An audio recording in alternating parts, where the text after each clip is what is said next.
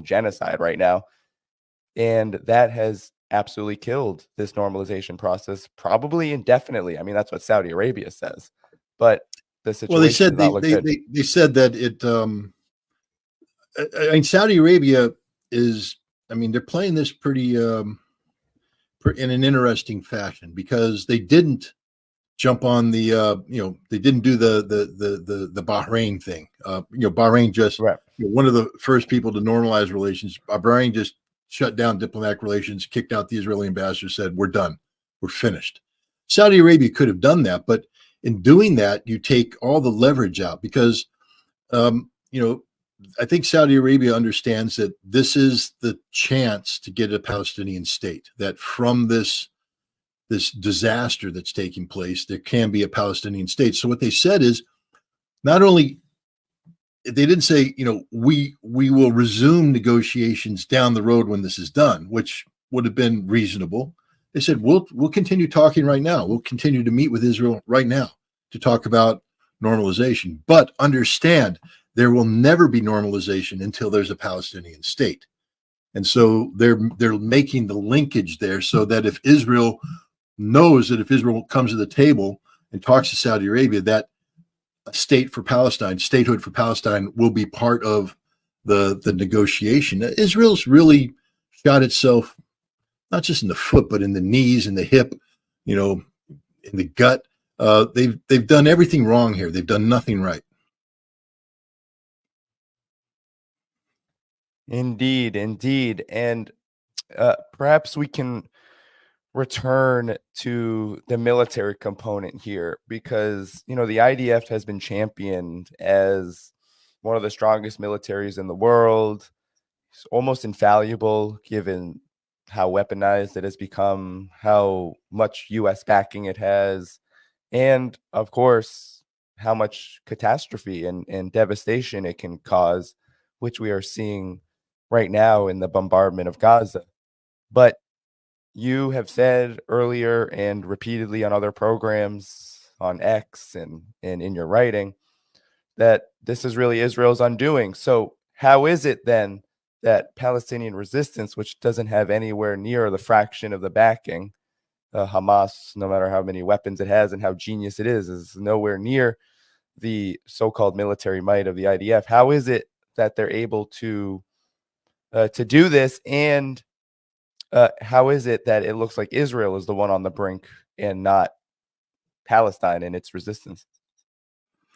Yeah, well, I mean, we have to look at a couple things. One, the United States has made it part of our strategy towards Israel to ensure that Israel has has technological, not just superiority, but supremacy, meaning that the weapon systems available to Israel will always far outclass anything that its potential adversaries will have. So we've been, providing Israel with the F-35Is. They're improved to deal with the Israeli way of doing business.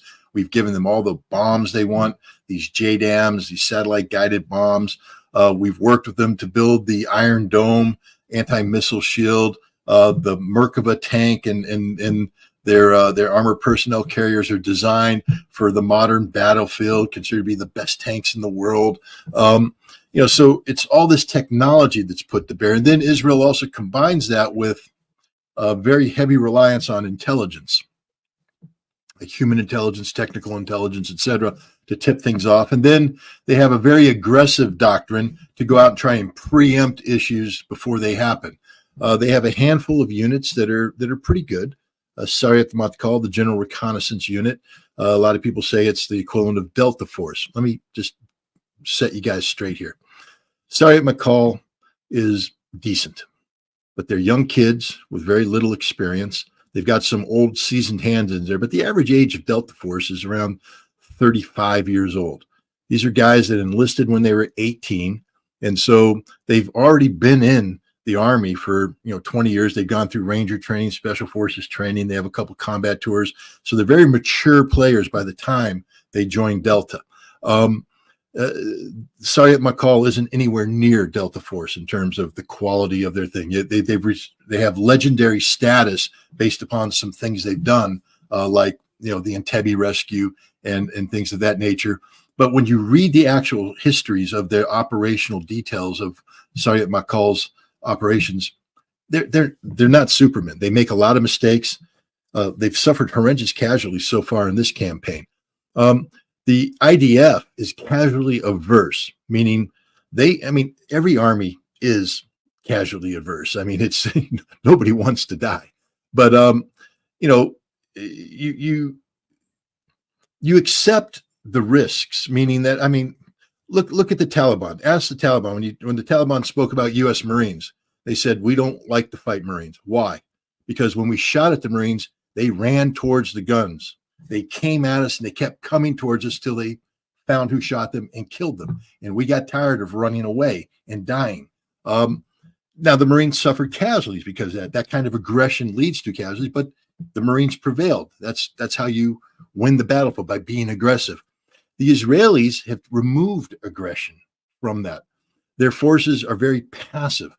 Plus, again, a Marine, 13 weeks of basic training, another dozen weeks of advanced individual training. Then you join the unit, your battalion. You're going to get 6 to 8 months of welcome aboard, then 6 more months of pre-deployment training, and then you're going to deploy. But when you deploy in that battalion, you may be the rookie, but you're surrounded by a unit with guys that have been in for 3, 4, 5, 10, 15 years. We've done multiple tours, so it's a very combat-hardened unit, a combat-capable unit. Your Israeli battalion is composed exclusively, with the exception of some NCOs and senior officers, of conscripts, guys that are in for 2.5 years. You can't be a good soldier in 2.5 years. You can't be. You can't. It can't happen. You can't be a good combat team in 2.5 years. And that's the entire Israeli military. Again, with the exception of some NCOs and some officers. Your average Israeli is a 18, 19, 20-year-old kid who, they aren't combat hardened. The Israelis are very technological. Their military isn't designed to, attract, the toughest and the roughest. Who's the smartest guy here? How can we outsmart the enemy? None of them want to die. Nobody wants to die, but none of them are out there saying, to the guns, to the guns, to the guns. That's why Hamas did so well against the Golani Brigade, the elite infantry unit, 13th and 51st Battalion, slapped around. These Israeli forces, they're going to make a lot of mistakes. They haven't been training to do the fighting that they've been doing. They don't spend a lot of time in the field wearing 70 pounds of personal protective gear. They don't run around, and they're not hard men. They're soft men. And they start to make mistakes. And you see a lot of these mistakes being made right now in Gaza. These guys aren't that good. You know who's good? Hamas, especially the frontline brigades or combat units. They're very good, very physically fit, motivated. There's a video making the rounds right now that looks to be accurate. It shows a 2-man anti-tank crew coming out of one of the tunnels, coming up. They run up to one of the Merkava tanks. The cojones on this guy, and he's saying sort of the Arabic death prayer because he's expected not to make it. But he runs up to the tank and he places an explosive device on the tank, not to destroy the tank, but to destroy the protective system, because the tanks have these radars and these reactive devices, so that if you shoot an anti-tank round at it, it detects that movement and then blows shotgun shells, buckshot this way to set off the shaped charge, so that when it hits, it's not taking out the tank. So they went in, placed that by hand right where it needed to be placed to blow up that system, the trophy system, I think it's called. And then the other guy came out and popped it with the anti-tank system. I mean, those are big brass, whats, man. I mean, that's something. And these guys are smart enough to know what they have to do. They've clearly practiced this before, and now they're executing it flawlessly. Now, I'm sure that there's a bunch of guys that tried this and didn't make it.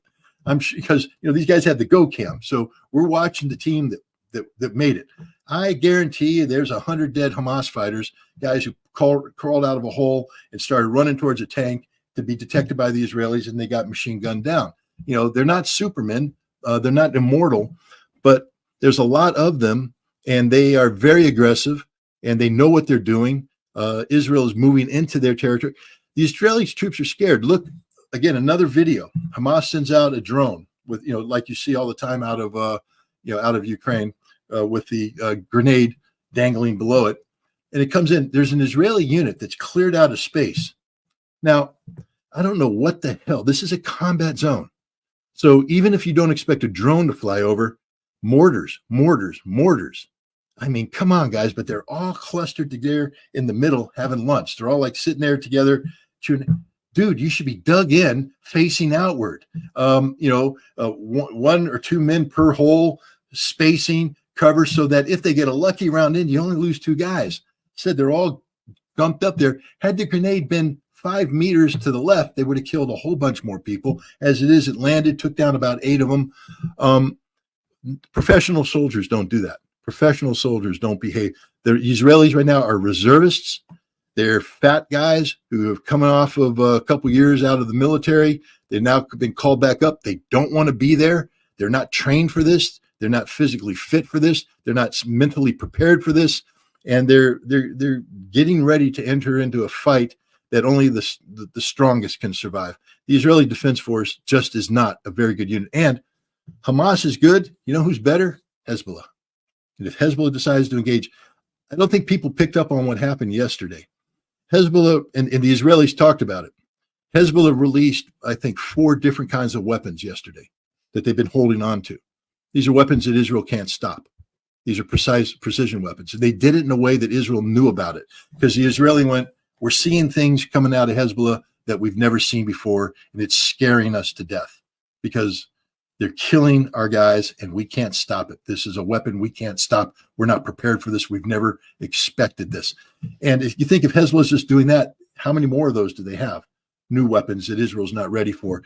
And the Hezbollah fighters are just, they're better trained than the Hamas fighters. Israel's in a lot of trouble because their army just isn't that good. And once the mythology of Israeli invincibility is burst, it's over. Yeah. And there's a lot to be said, as you were describing the battle-hardened skills and spirit of an organization like Hezbollah and even Hamas, both of which have been fighting protracted wars for quite a long time, while the IDF has been fighting, as you said, in a very different way. And it really is not looking good for Israel. But I wanted to also talk about this regional war. So you're talking about Hezbollah. You mentioned Iran. There's a lot of pressure on countries around the world, and especially in that region. Where do you see this going? I know that you said that Hezbollah face a lot of pressure, but I don't think it's a guarantee that they will enter in full force. I agree. Yeah. Where do you see this going exactly? Because I agree with you in terms of Hamas's purpose. I don't think was to eliminate or eradicate Israel. I don't think that was really ever in the cards, given just the state of things for Palestine. But at the same time, this has been a long-standing problem historically. This is a long historical problem, many decades, since 1948, arguably. How does this end? Biden's talking about a pause. There's a lot of pressure on the United States. The European states are all over the place. Lots of divides there. How do you see this ending? Well, I've spent all day researching and writing an article that I hope to get published tomorrow. That's about basically the escalation ladder. And I'll just talk about, because I find it fascinating, but I'm a nerd, so what the hell.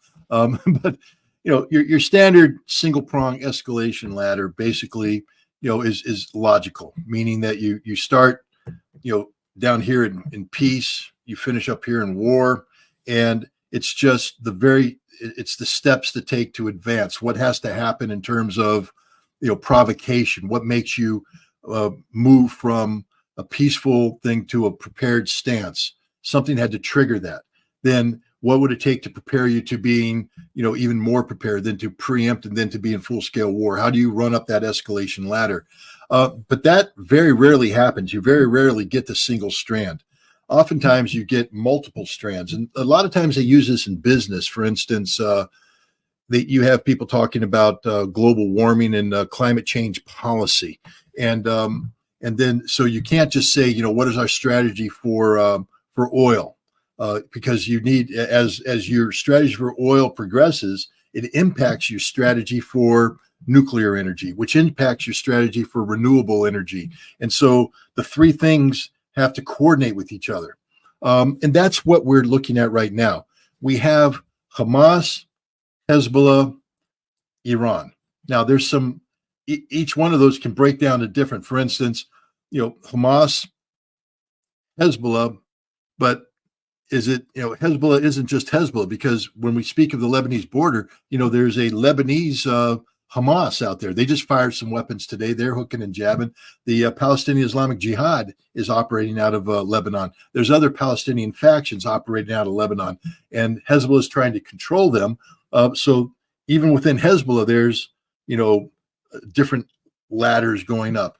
Iran, they deal with the Syrian and Iraqi Shia militias, which are responsive to Iran, but also the Houthi. And we just saw the Houthi just decide the hell with it. They went, screw it, we're going to war, launch the missiles.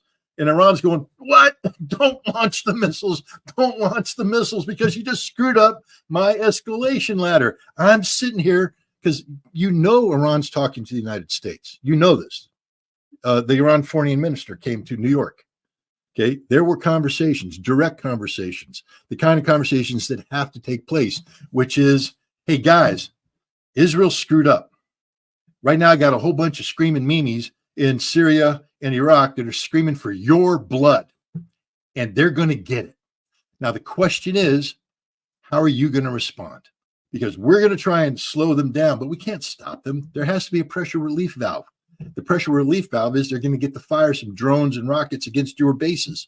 You're going to take casualties. So you get to bomb our stuff, and we're going to take casualties. This is how we're going to control. We're going to work our escalation up here, but we're doing it in a way to relieve pressure, not increase pressure. It's a pressure relief system, which works until the Houthi starts firing rockets. Now the Americans have to start shooting that down and change the equation, and now you see the escalation go up, but it wasn't intended to go up. And now Hezbollah is sitting there going, damn it, they're out there, hooking and jabbing in the deserts of Syria and Iraq, and we're here. We got to start. And Hezbollah is working with Iran to communicate through their various channels to both Israel, because Hezbollah has a direct line with the Israelis. They have a direct line with Israel. I'm just telling you right now, they do. And Hezbollah is telling the Israelis, we're going to kill about 40 of you guys the next week, and you're going to kill about 50 of our guys, and we're just going to let it hang with there, okay? We don't want this thing to get out of control. We're going to limit the battlefield here, limited scope, escalation ladder. Meanwhile, Hamas is out there doing their thing, and Israel overreacts by blowing up a refugee camp. Boom! Enraged people more. Now you got to bring the escalation ladder up even more to relieve the pressure, because that's all this is. It's a pressure relief system, and you keep increasing the pressure. And this is where we're at right now. A very, very dangerous system. The United States is deploying, in the process of deploying 2 aircraft carriers, a Marine Amphibious Readiness Group, a whole bunch of ships off the coast. You guys, I hope everybody understands that's nothing. Literally, it's zero combat power. Scott, they have hundreds of airplanes. Yeah, so what? What are they going to do? You think the United States are going to fly multiple combat sorties against Hezbollah? Because the second they do that, Iran gets involved. And you know what isn't going to happen? America's not going to beat Iran. Can't happen. Donald Trump tried to flex that muscle. Remember when they shot down the RQ-4 Global Hawk? And Trump was saying, we got to strike the Iranian defense systems. And the Pentagon went up to him and said, boss, you do that, and the escalation ladder kicks in. And what's going to happen is you're going to hit them, they're going to hit us. Now you're going to get pissed because when they hit us, they're going to sink a ship. And when they sink a ship and you got 300 dead sailors, you're going to say, hit them hard. And when you hit them hard, you're going to say, hit their oil. Then they're going to hit Saudi Arabian oil. And then it's all over because the economy sunk. And now we're in a general war with Iran, and we don't have the troops to do that. It's going to take us 9 to 12 months just to generate this power. Now we got to move the power overseas into the Middle East. This ain't Desert Storm. We don't have ports that are going to receive us without fire. The Iranians are going to be taking out the ports, sinking the ships, blowing up the airfields.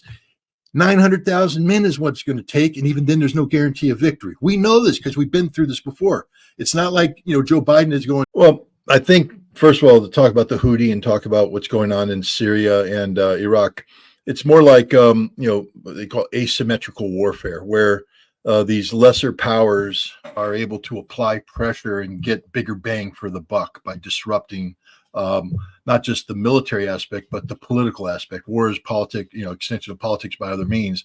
And so, the Houthi seizing ships, it's not the end of the world, but it creates political pressure. First of all, what's it do to insurance rates? We don't know. But that's problematic right there. And from a propaganda standpoint, it's not a good look to have the Houthi take over these ships. And then how do you have to stop it? You have to deploy naval forces into the region, which are now going to be dedicated to stopping a handful of Houthi. So you're spending billions of dollars to stop, $1 million operation. That economically doesn't pay off in the long run as well. It's the same thing with the United States. In Iraq and Syria, these militias are firing these weapons that cost thousands of dollars, tens of thousands of dollars. What is our response? It's the sortie aircraft that are running us millions of dollars per flight hour to launch a strike, and we're losing equipment on the ground that costs millions of dollars. From a cost perspective, it's game set match for the insurgency, because we haven't dented them. We blew up a couple warehouses in a place where we always are blowing up warehouses. Do we really think the Iranians are that stupid? Hey, where are we going to take the stuff we're transiting to Lebanon? Why don't we put it in that warehouse they just blew up last month? That's a good idea. No, because we just blew it up again this month. So I think you're 100% right. The U.S. military is saying we need to bring this asymmetrical conflict to an end because it's not to our advantage. Now we go to the Israelis. Like I said, let's put politics aside and let's just talk about a pure operation, urban warfare. But it's not just urban warfare. If you study, for instance, the Battle of Iwo Jima, the Marines going across, the Japanese had built, I think, 15 kilometers worth of tunnels underneath Iwo Jima, which is barren ground on the top, the furthest thing from urban warfare you want. And from those tunnels, they were able to resist, the Marines for months. Some of the Japanese hid out for years. The final organized resistance on Iwo Jima didn't end until 1948, when the last Japanese came out of the tunnels and said, okay, we're done. But the Marines had a hell of a time fighting on Suribachi and then fighting their way across because the Japanese just kept popping up out of tunnels and picking off Marines here or there and then dropping back down. But now we complicate it by putting a city on top of it and then blowing that city up into rubble. I've written about, the experience of the Germans in Stalingrad, where they brought in their elite sapper units, the pioneer units, to engage in this kind of warfare against the Russians, who just simply dug into the rubble. They couldn't break their back in the October, the barricades factory and through else. They bled to death because the Russians just were able to take advantage of this new reality where there's no maneuver room. It's just brutal fighting. And I don't care how well trained you are. A bullet kills you just like everybody else. The same thing, Monte Cassino, this abbey that was blown up by American bombers in Italy. The British, the Poles, the Indians, the Americans, the New Zealanders all went up and tried to dig out the 6th Parachute Division from the rubble. We couldn't because they're dug in there. They had the advantage. Now we take an enemy who's fighting from rubble. Because understand what that means. That means that tanks can't maneuver effectively in the streets. It means that infantry now is going to get separated from the tanks. The tanks, as they move down, instead of the infantry bounding forward, covering for them, the tanks come pulling ahead, and suddenly a Hamas guy pops up, hits them with the RPG. Bam, tank is down. Maybe not destroyed, but immobilized in the middle of a city. That crew has to get out. So now the crew's coming out. They get hit by, again, Hamas guys with machine guns stopping up or rifles firing in. The infantry's trying to maneuver, but the rubble's slowing them down. And as they maneuver forward, focus on this, pop, two guys come up from behind, throwing some grenades, spray them down, then disappear again. This is what's going on right now. Hamas has lured Israel into a battlefield that Hamas designed. Hamas knew that Israel was going to drop these buildings. They knew it because that's what Israel does. And they've built this tunnel network that was designed to withstand this bombardment, deeper than the bombs can penetrate, going everywhere with backup systems, redundancies, etc. Israel says they killed 1,000. I bet you they don't have 1,000 bodies. I have been in the business of doing battle damage assessment, and sounds to me like it's a little bit of guesswork, that they might have a couple hundred bodies of people that are fighters, but are these really Hamas fighters? Because one of the things that we now know, take a look at what happened on October 7th. Hamas went out there and carried out the initial breaching operations and the directed military operations. But behind Hamas came a wave of militias and just ordinary folk who came out and did their thing, took hostages too. Hamas said, we need a ceasefire before the ceasefire happened because we have to go out and find out, who took hostages so we can bring them all together so we can get them all released, because there's guys out there freelancing. So we don't know that, the people being killed are actually Hamas fighters. And there's a difference, qualitative difference too. So the bottom line is this: the Israeli newspapers recently published a story about some of these reserve battalions that had to be pulled out of Gaza because they refused to fight, because they were going in there and they said, this is suicide. We don't know what's going on.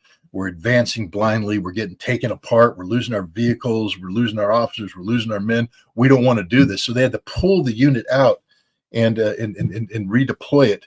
And this isn't a singular event. Yes, the regular forces, the Givati, the Golani, they're probably not going to have that same level of revolt, the paratroopers, but they're taking casualties. If you take a look at the casualty lists, these are Givati guys, supposed to be the premier urban warfare guys for the Israelis. They're taking casualties. Golani, the best infantry, they're taking casualties. The paratroopers, they're taking casualties. The combat engineers, bringing up memories of the Germans in Stalingrad, they're taking casualties. Why? Because they're not in control of the battlefield. And that's the reality. Ask yourselves the following. Benjamin Netanyahu said, under no circumstances will there be a ceasefire. Remember that, Garland? Under no circumstances will there be a ceasefire. We're not going to give Hamas a ceasefire. We're going to destroy Hamas. This is about going in there, ripping them apart. We're going to go in there. We're going to roll over them. It's Patton, whatever. And prisoner exchange. There will be no prisoner exchange. We will not do this. We're going to go. I guess we're in day 6 of the ceasefire with the prisoner exchange taking place. Why? Because Israel got beat. I don't know if you know it. Israel's also apparently said that, I read something that said for every 10 hostages, they'll give another day of in other words, give us 10 and you got a couple hundred hostages. How many? They don't know, but give us 10 hostages. We'll give another day. It seems like they are starting to get more amenable to additional time. Yeah. I mean, because the reality is they set an impossible task. Israel fell into the same political trap that they fell with Hezbollah in 2006. If you remember, 2006 was about destroying Hezbollah. We're going to destroy Hezbollah as an organization. Well, they didn't. Hezbollah automatically wins the war by surviving. But Hezbollah didn't just survive, they thrived. They embarrassed the Israeli Defense Force. That's taking place today. Hamas is thriving. Politically around the world, there's more people talking about Hamas, talking about Palestinian statehood than ever before. Even if the pro-Palestinian demonstrations in the street aren't pro-Hamas demonstrations, they are. They just don't realize it. Why? Do you think if you say you're pro-Palestinian, that means that you support a Palestinian state? I would imagine. What was Mahmoud Abbas, the president of the Palestinian Authority, openly advocating for a Palestinian state on October 6th and prior to that? Nope. Was he doing anything for the Palestinian people? Nope, not at all. He was arresting Palestinians on behalf of Israel. His job was to guarantee Israel's security. He's doing that today. In the West Bank, the Israelis are slaughtering Palestinians. What is Mahmoud Abbas doing? Arresting Palestinian ringleaders and turning them over to the Israelis. So if there was an election today amongst the Palestinians, including the 2 million that have suffered so egregiously in Gaza, Hamas would win hands down. They would win the legislator. They would win the presidency because they're the only entity fighting for the Palestinian people, the only one, and the Palestinian people know it. This means that you cannot erase Hamas because it's an idea. It's an ideology. Israel says that they're going to eradicate them, but how can you, if every Palestinian now believes in Hamas and believes that Hamas is the entity that's best articulating for the future of the Palestinian people? How do you erase that? You can't. You have to militarily defeat them, but you're not. Hamas has fought the Israeli Defense Force to a standstill. Now, is the Israeli Defense Force capable of continuing the operation? Absolutely. But they're going to die a death of 1,000 cuts because they can't get underground. And here's the other thing. Hamas was ready to fight a 90-day conflict underground, 80 to 90 days. Israel just gave them a 6-day replenishment.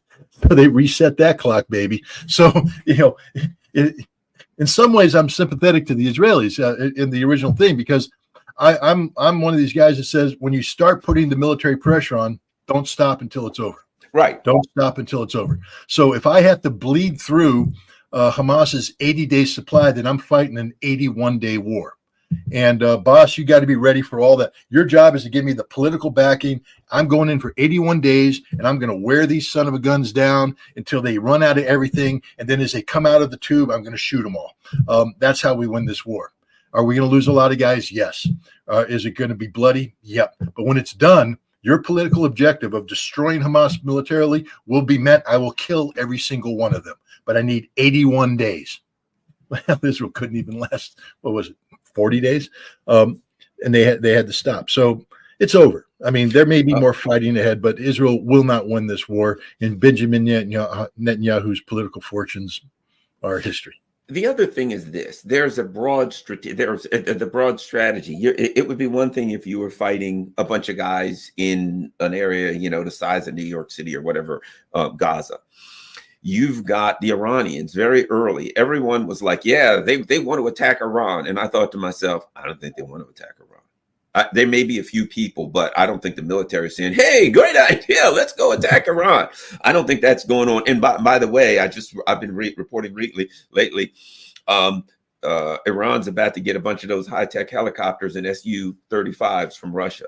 But Hezbollah seems that they're wise enough to know to take their toes up to the line. People are like, well, Hezbollah is not going to get involved. I've been following Hezbollah's fighting the crap out of Israel on the northern border. They're bombing, they're missiles, but it seems like they know just how far to go to say we're going to engage, but we're not going to fully engage to the point where our adversaries can say, okay, we're full at war. So they're engaging enough to really aggravate the crap. And it seems to me what they're doing is hitting radar stations, they're hitting intelligence stations, they're hitting command and control stations. So they're aggravating Israel enough to bug them. And as I said, Iran has come out and said, look, we're not going to get involved. We don't want a broader war. However, we reserve the right. Basically, here's how I interpret it. We're going to give weapons to all of our allies. We're going to be involved in the way that you were involved in Ukraine. We're going to give people weapons. We're going to give people food. We're going to give people intelligence, but we're not going to physically get involved. And it appears that that's enough for the U.S. to say, well, we don't want to go into because they certainly a broader war and you're screwed. It seems to me that there is a huge support system strategically behind this, the fighters in Gaza that's engaging the U.S. and Israel in a way to spread them out, to hit them on the. Anyway, your thoughts on all of that? Well, I think we talked when Hassan Nasrallah gave his speech on October 9th, I think it was. I think it's been that long ago, his first reaction.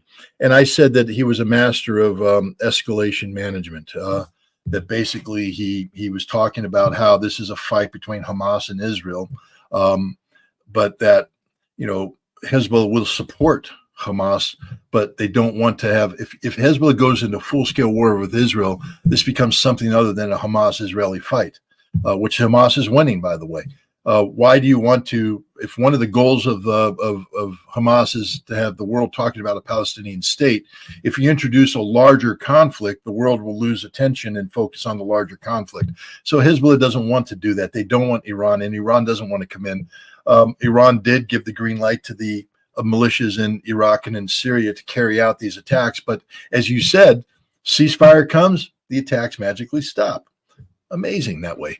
The Houthi, on the other hand, are just the wild frat boys that were just like a party, fire missiles and take ships, and we're just going to keep rocking and rolling all night long, and we don't care what the cops say. But but they're more of a distraction than an actual major player. The big player right here is Hezbollah. As you rightly pointed out, anybody that says, Hezbollah didn't get involved, Hezbollah lost almost 70 guys. And, Hezbollah fighters are well-trained fire. They lost almost 70 guys in this fight. They took out a bunch of Israelis. The Israelis have been a little mum on the casualties. They still don't want to admit how many they've lost up north. They took out a bunch of Merkava 4 tanks, about a half a battalion's worth of Merkava 4 tanks. They've taken out billions of dollars of infrastructure, these cameras, these radars, these intelligence collection systems. The Israelis had built this perfect technological array that was monitoring southern Lebanon, so they could get perfect intelligence back in their battlefield with their little, computer screens and all that stuff. And how'd you like to be sitting in the Israeli command center and bink, bink, bink, the screen just goes blank as Hezbollah takes out every single one of your sensors, and now you're flying blind. That's what Hezbollah did. And Hezbollah put enough pressure on Israel that they had to evacuate 70,000 people from the northern settlements. And now remember, these are settlements that participate in the economy. So there's jobs, there's things that happen that aren't happening now. They've been evacuated. They had to go somewhere else. That's expensive. Plus, now they had to divert, about a third of Israel's forces up to that northern border that could otherwise have been used down in Gaza, divert them up north. Air power has to be diverted. Naval power has to be diverted. Hezbollah is a major player in this conflict. It is a theater of operations that when this history is written, you'll see how important it was for Hamas from an operational and political standpoint. The pressure, the potential of Hezbollah, of this thing to explode, has put constraints on the Israelis, and is one of the reasons why the Israeli government finally agreed to a ceasefire, because they were getting beat up in the north and they had no solution to it. Because the only solution was to escalate, and escalation would have been a nightmare.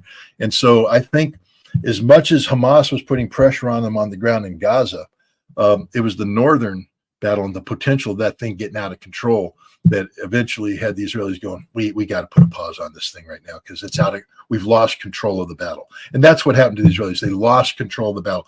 Their troops in Gaza stopped maneuvering. The first couple of days they were sitting there taking the beach and doing this and maneuvering there. And all of a sudden we saw they just stopped. Why? Because they couldn't go any further. Hamas had fought them to a standstill, and they didn't have that initiative anymore. And up north, the Israeli army was saying, we can't even reoccupy these positions. We're almost at the point where we have to abandon the north. And the Israelis are going, we're not in control of the battlefield anymore. We're not the ones defining and shaping the operations. Hamas is controlling, Hezbollah is controlling politically. The Arab world is controlling. Turkey is getting involved. So they had to hit the big pause button. And one of the problems is, if they go forward, what's their plan? Because it's not like they're operating from a position of strength. And I tell you right now, as much as the battalions fear going back to war against Hamas, because that's going to be a bloody, bloody battle, they damn sure don't want to do anything with Hezbollah right now. They're just like, make it stop, make it go away. This is a problem we're incapable of dealing with right now. And if they start up with Hamas, you know Hezbollah is going to kick it into high gear. You know that is. And from the American perspective, we know that the militias in Syria and Iraq are going to start pounding our bases. And the frat boys down in Houthi land are still chugging beer and chewing cotton and firing missiles, and they'll just keep doing that all day long. Lastly, Scott, I know we're running a little bit over, but I did want to ask you about this. Two things. Number one, Kim Jong-un or I can never remember. Kim Jong somebody, whoever's running North Korea right now. He hangs out with Putin. He goes with Shoigu. Interestingly enough, they go to Roscosmos Space Center. Next thing you know, North Koreans have this brand new ICBM technology. They launched a satellite, and I'm reading articles that said that they're sending us pictures of the White House and the Pentagon that they've taken from this military satellite. And Russian media now, I'm reading, North Korea is now a full-fledged, they've got space technology, they've got this. I suspect they might have had some assistance with that. Seems a reasonable suspicion. At the same time, I read Iran is getting training jets for their pilots. They're getting Su-35s. They're getting Mi-28 helicopters, right? They're getting armed to the teeth. And I would suspect if they're telling us they're getting those things, there's a whole lot of things that they aren't getting, because Iran has really helped them out with their drone war. It has been a decisive factor with their drone warfare, right? A couple of things. Your thoughts on Russia arming their kind of resistance front? I would call it a front that's kind of resistance to the neocons' world domination plan.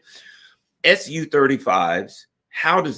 How important are they? How does going from not have, with Iran, they got some old leftover, God only knows, F-1000 fighters from God only knows when, whatever those starfighter things are from the 60s. But now having Su-35s, having the level of technology that now, particularly those, how does the Su-35s change the battlefield? And what are your thoughts on the Russians strategically seeming to arm their allies? Yeah, let's start with Iran. Their Air Force was an Air Force that I think, they had a handful of F-14s left over from the Shah's times that they've somehow kept flying. I mean, they played an important role in Maverick, Top Gun 2. I don't want to give away this story, but they're still there. But F-4s, that's another main stain. And then they have some MiGs, MiG-29s and things of that nature. But these are older aircraft. To get the Su-35, this is a F-16, F-15 equivalent, probably even superior to that. And it's not just getting the fighter. As you said, the Iranians and the Russians have a strategic relationship right now that people need to pay attention to, because the Russians owe Iran a huge debt of gratitude for providing them with the Shahed 136 technology. It's not that Russia didn't have drone technology. It's that Russia was able to incorporate a ready-made system rapidly into the battle when they needed it. When the history of the Ukrainian conflict is written and they talk about the anti-air defense war that was waged in late 2022, early 2023. You remember when Russia was taking out the energy infrastructure and breaking down the Ukrainian air defense system. It was done with the benefit of this Shahed technology, which now Russia has taken together with the Iranians. And, it's no longer a wooden thing. They're using composite material, which changes the radar. They've changed the engine, so it's no longer the flying lawnmower. It's a quieter jet engine with a lower radar profile, higher capacity, loitering capabilities. And it just changed the whole nature of warfare. Again, if you're in the West and you're thinking that you're going to fight a traditional air defense battle, if I'm the commander of the 12th Air Defense Brigade down in Fort Sill, I would be saying, we got to find out about this this stuff, because that's what's going to kill us.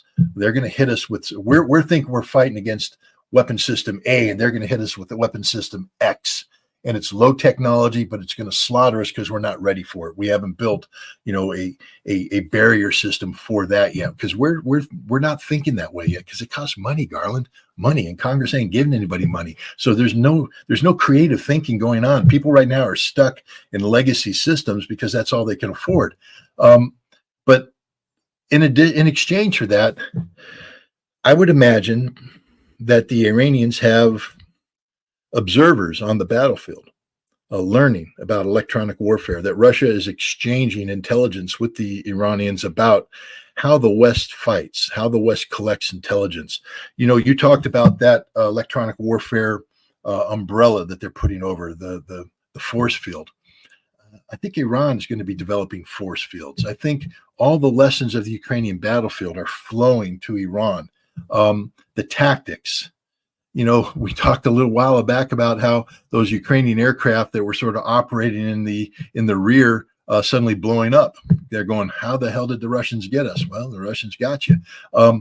I imagine that technology is going to make its way to the Iranians, so that whatever combat air patrol we're flying over the Persian Gulf, seemingly out of the range of the things, or if we have tankers. God, I'd hate to be a tanker pilot today.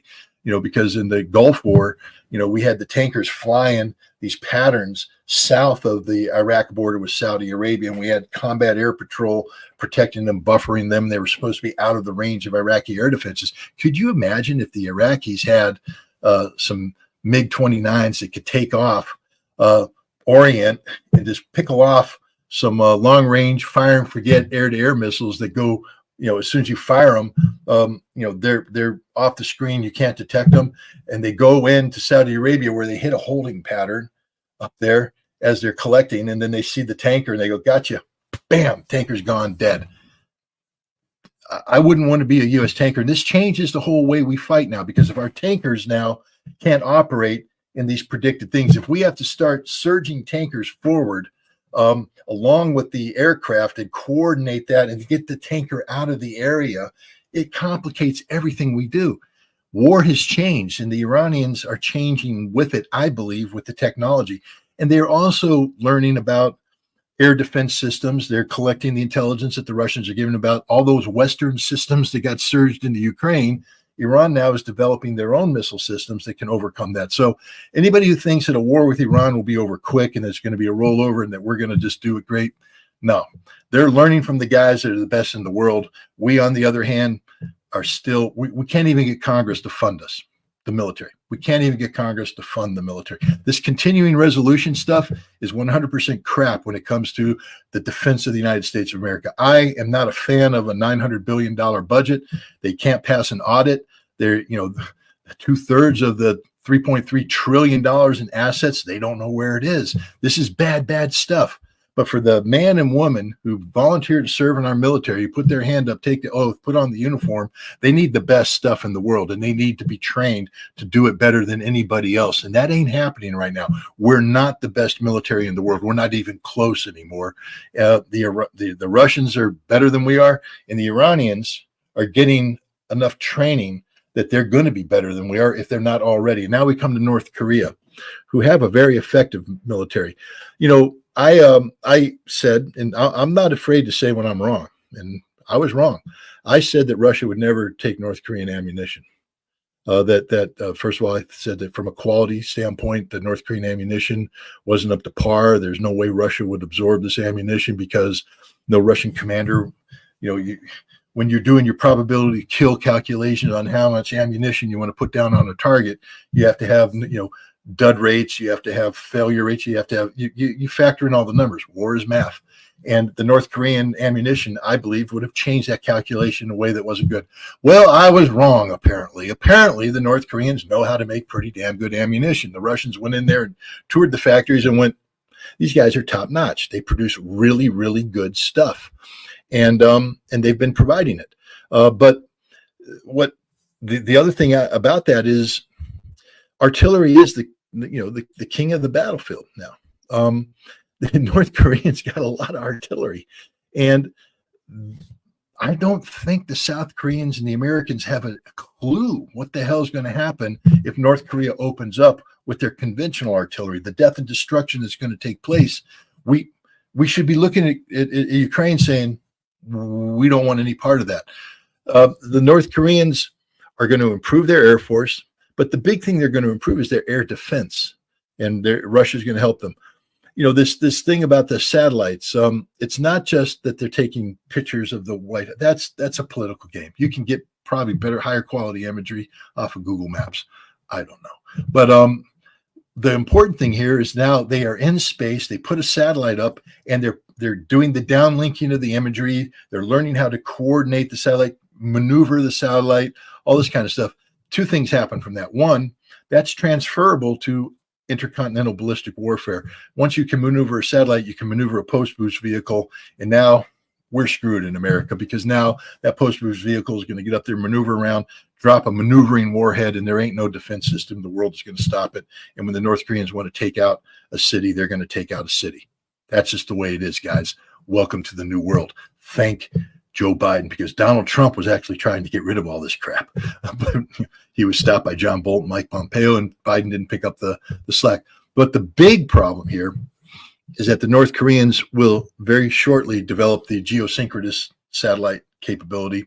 They're going to put a constellation of satellites right over the Korean Peninsula, over Japan, over Guam, and in real time monitor U.S., South Korean, and Japanese military movements. And at that point in time, we won't have no secrets. And the North Koreans, with their own missile capability, et cetera, when they're now going to have precision targets, they're going to know where things are, and they'll take it out. Dennis Kucinich, a name I hope some people will recognize from the past, when he ran for president a couple years ago, he talked about creating a United States Department of Peace that would be the equivalent of the Defense Department. And his concept was, for every war plan, we need a peace plan. We need dedicated people. This isn't just the State Department. These are people who are advocating for nonviolent resolution. We need a Department of Peace now, because we can't afford this. Go ahead, Scott. Well, thank you for the call. Look, here's the deal. And there's two conditions under which NATO can get involved in war. One is through Article 5, which the gentleman refers to. It is basically collective defense. An attack against one is an attack against all, in theory. But when you read Article 5, it doesn't say that. It doesn't say that you have to respond militarily. It says that you will have to consider a response. NATO members can take a look at the nature of the attack and decide if they want to respond, if they want that response to be military in nature, do they want it only to be economic, only political, or do they just want to say we're not getting involved? They have the right to opt out. So there's no inherent requirement for military assistance, although the understanding is that, if you're not willing to go to the assistance of somebody, don't be surprised if they don't come to your assistance. So, this is why there's NATO exercises. This is why there's NATO operational planning, so that if something does happen, the nations are expected to deliver that which they have said that they would do. Article 4 is the other one. Article 4 is when NATO determines that a security threat to the alliance or to members of the alliance exists that requires the alliance to intervene. This is how they justified going into Libya. This is how they justified going into Serbia, because clearly neither Serbia nor the Libyans attacked NATO. So Article 4. We've seen Article 4 proceedings initiated with the Ukrainian conflict. Poland and the Baltic states have tried to get Article 4 recognition of a threat from Russia. So far, the alliance has hesitated to do this. The alliance is a consensus-based organization, so all have to agree or nothing happens in terms of NATO. Turkey is a sort of a special situation where, the Aegean part of Turkey and the Thrace part of Turkey, European Turkey, and advancing somewhat into the Anatolian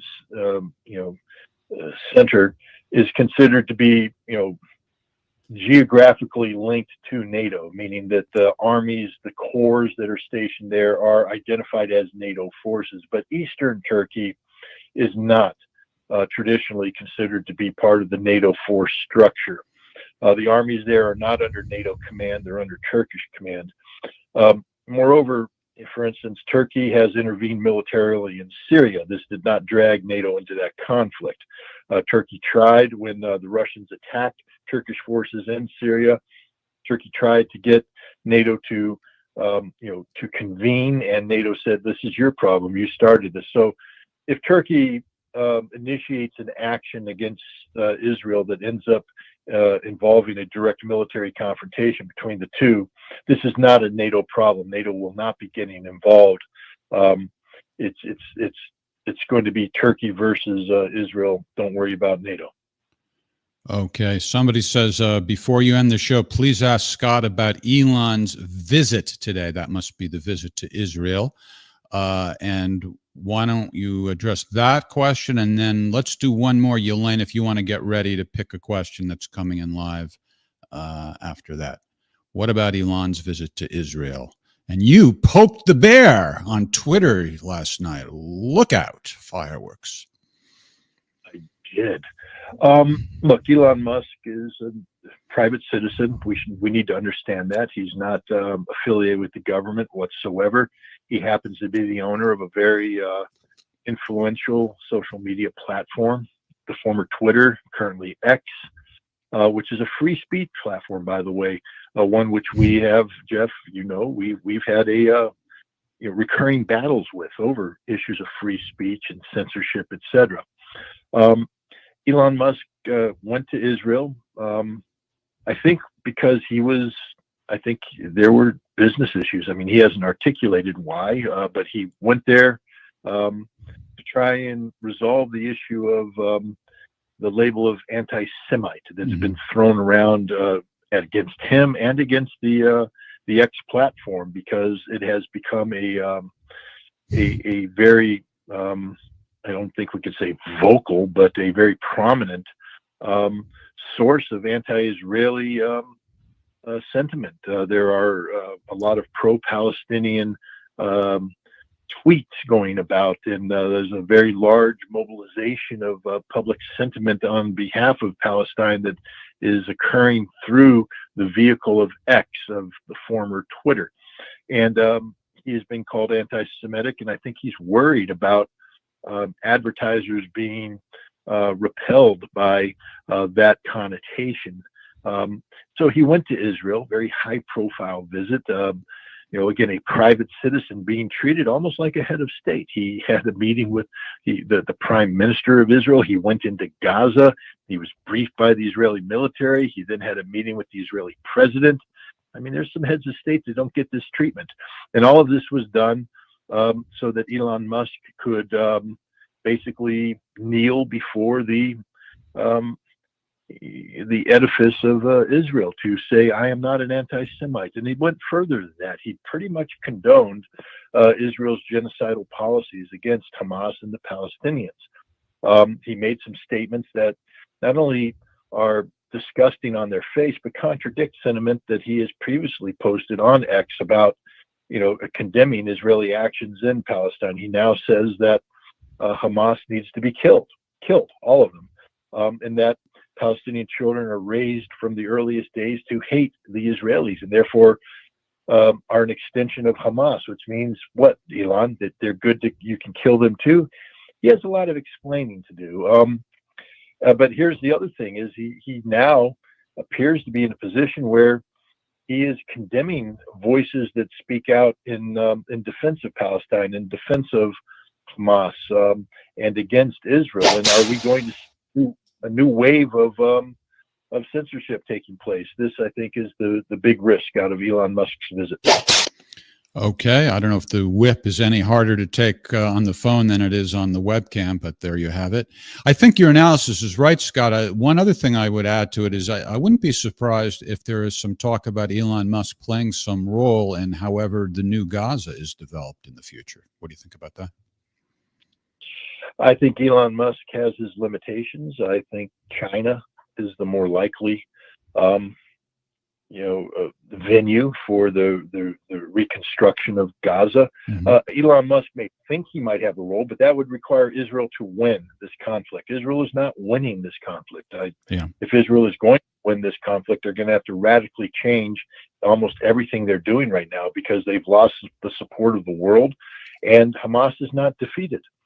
Anything but. And the Palestinian people now have an international audience articulating in support of a two-state solution, the creation of an viably independent Palestinian state that Elon Musk has nothing to do with. And he needs to be careful too, because he is treading dangerously close into Logan Act territory, the U.S. law that prohibits private citizens interfering or being seen as acting on behalf of the U.S. government without the permission of the U.S. government. Did he have permission to go to Israel to do this? Is this something the U.S. government undersigned? It'd be interesting to know, but I don't think Elon Musk is going to have to do with the Logan Act is never enforced, and I don't think he was representing himself as somebody who was negotiating on behalf of the nation. That's what the crime would be, right? Only if he did that.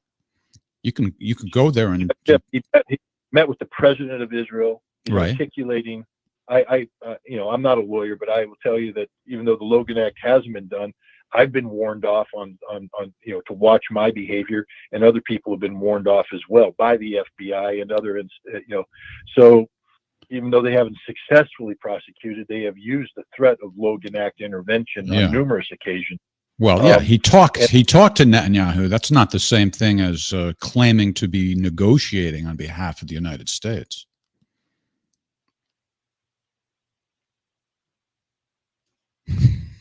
I think that Elon Musk has behaved reprehensibly and irresponsibly, and I think that he has taken on the persona of somebody acting as if he were a nation-state equivalent.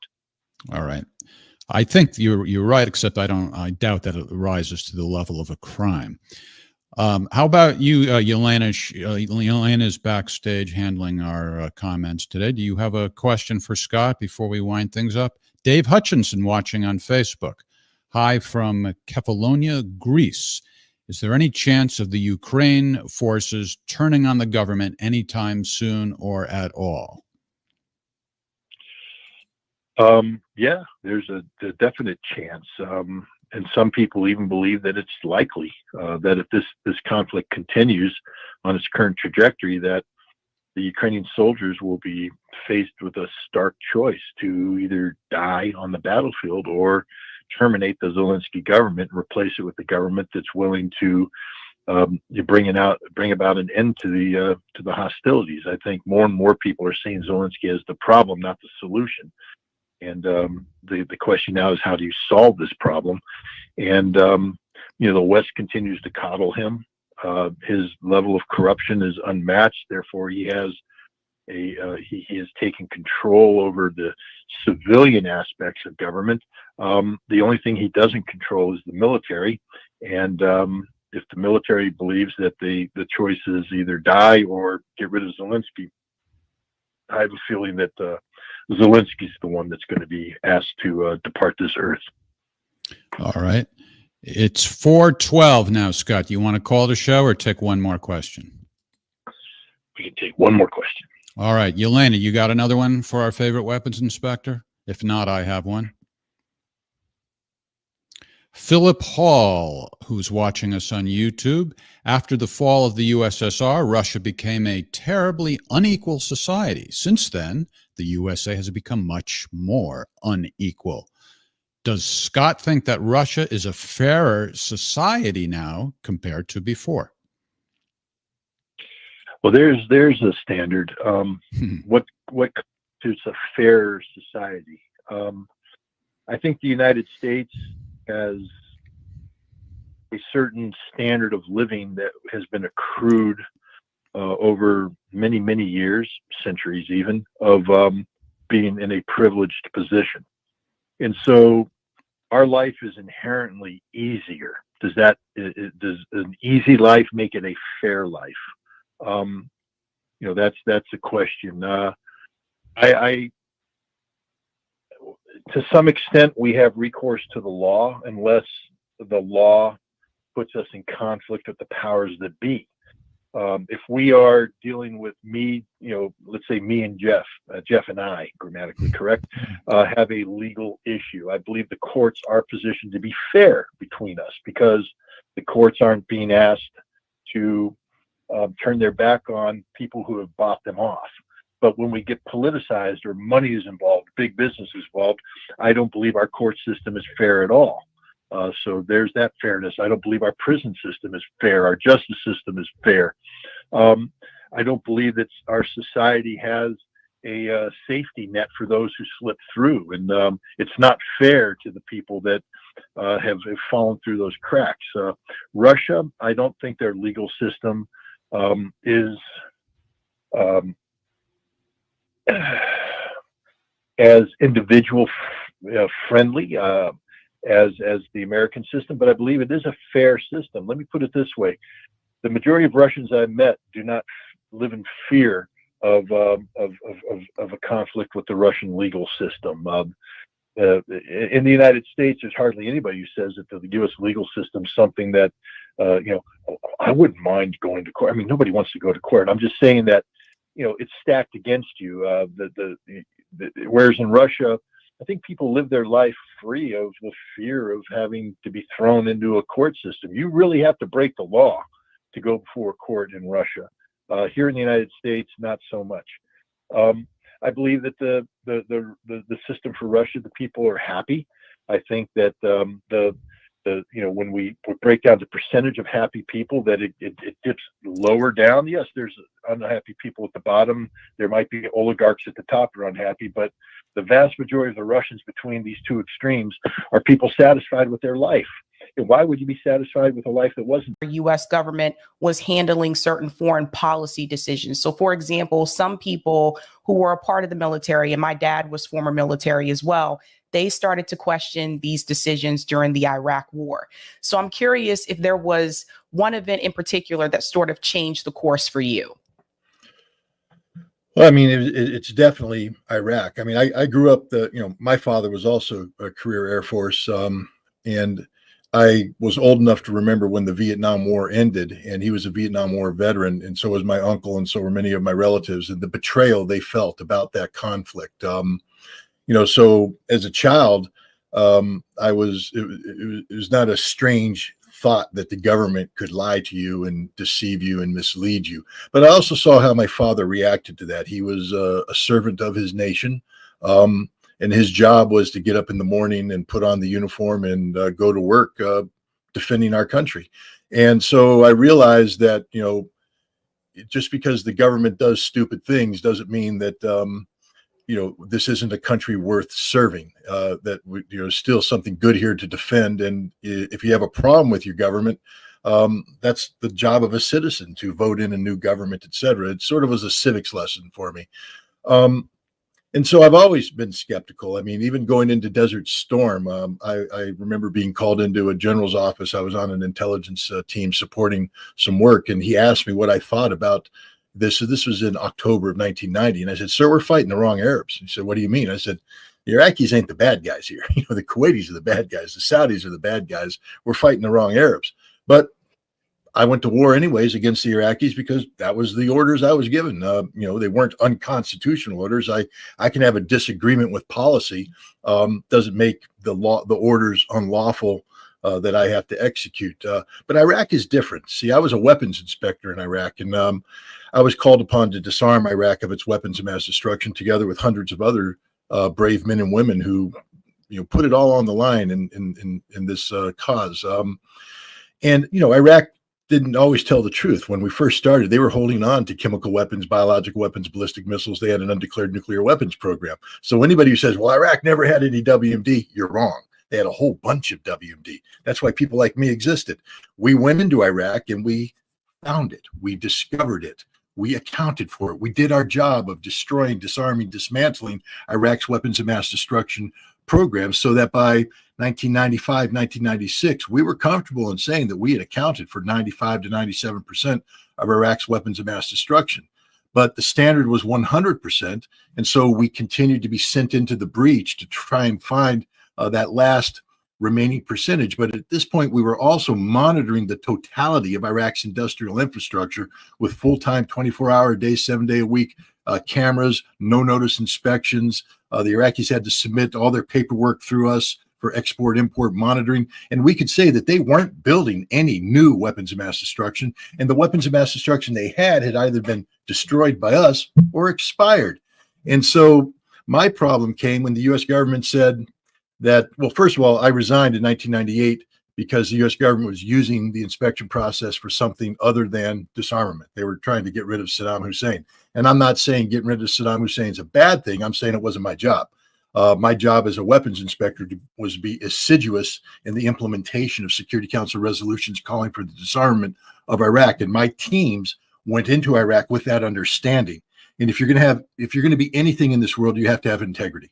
And so if you're going to say, I accept this mission, this is my mission, then you have to adhere to that mission. And you can't allow anybody, including your own country, to use your mission for purposes that weren't mandated. And the U.S. government was trying to use my inspection teams to spy on Saddam, to gather intelligence, to try and kill him, throw him out of power. That was incompatible. I resigned. I called him out on that. As the Bush administration started to make their case for war against Iraq in 2002, it'd be one thing if they said Saddam's an evil guy, we got to take him out. I'd say, well, that's your opinion. I disagree with you, but it's a policy disagreement.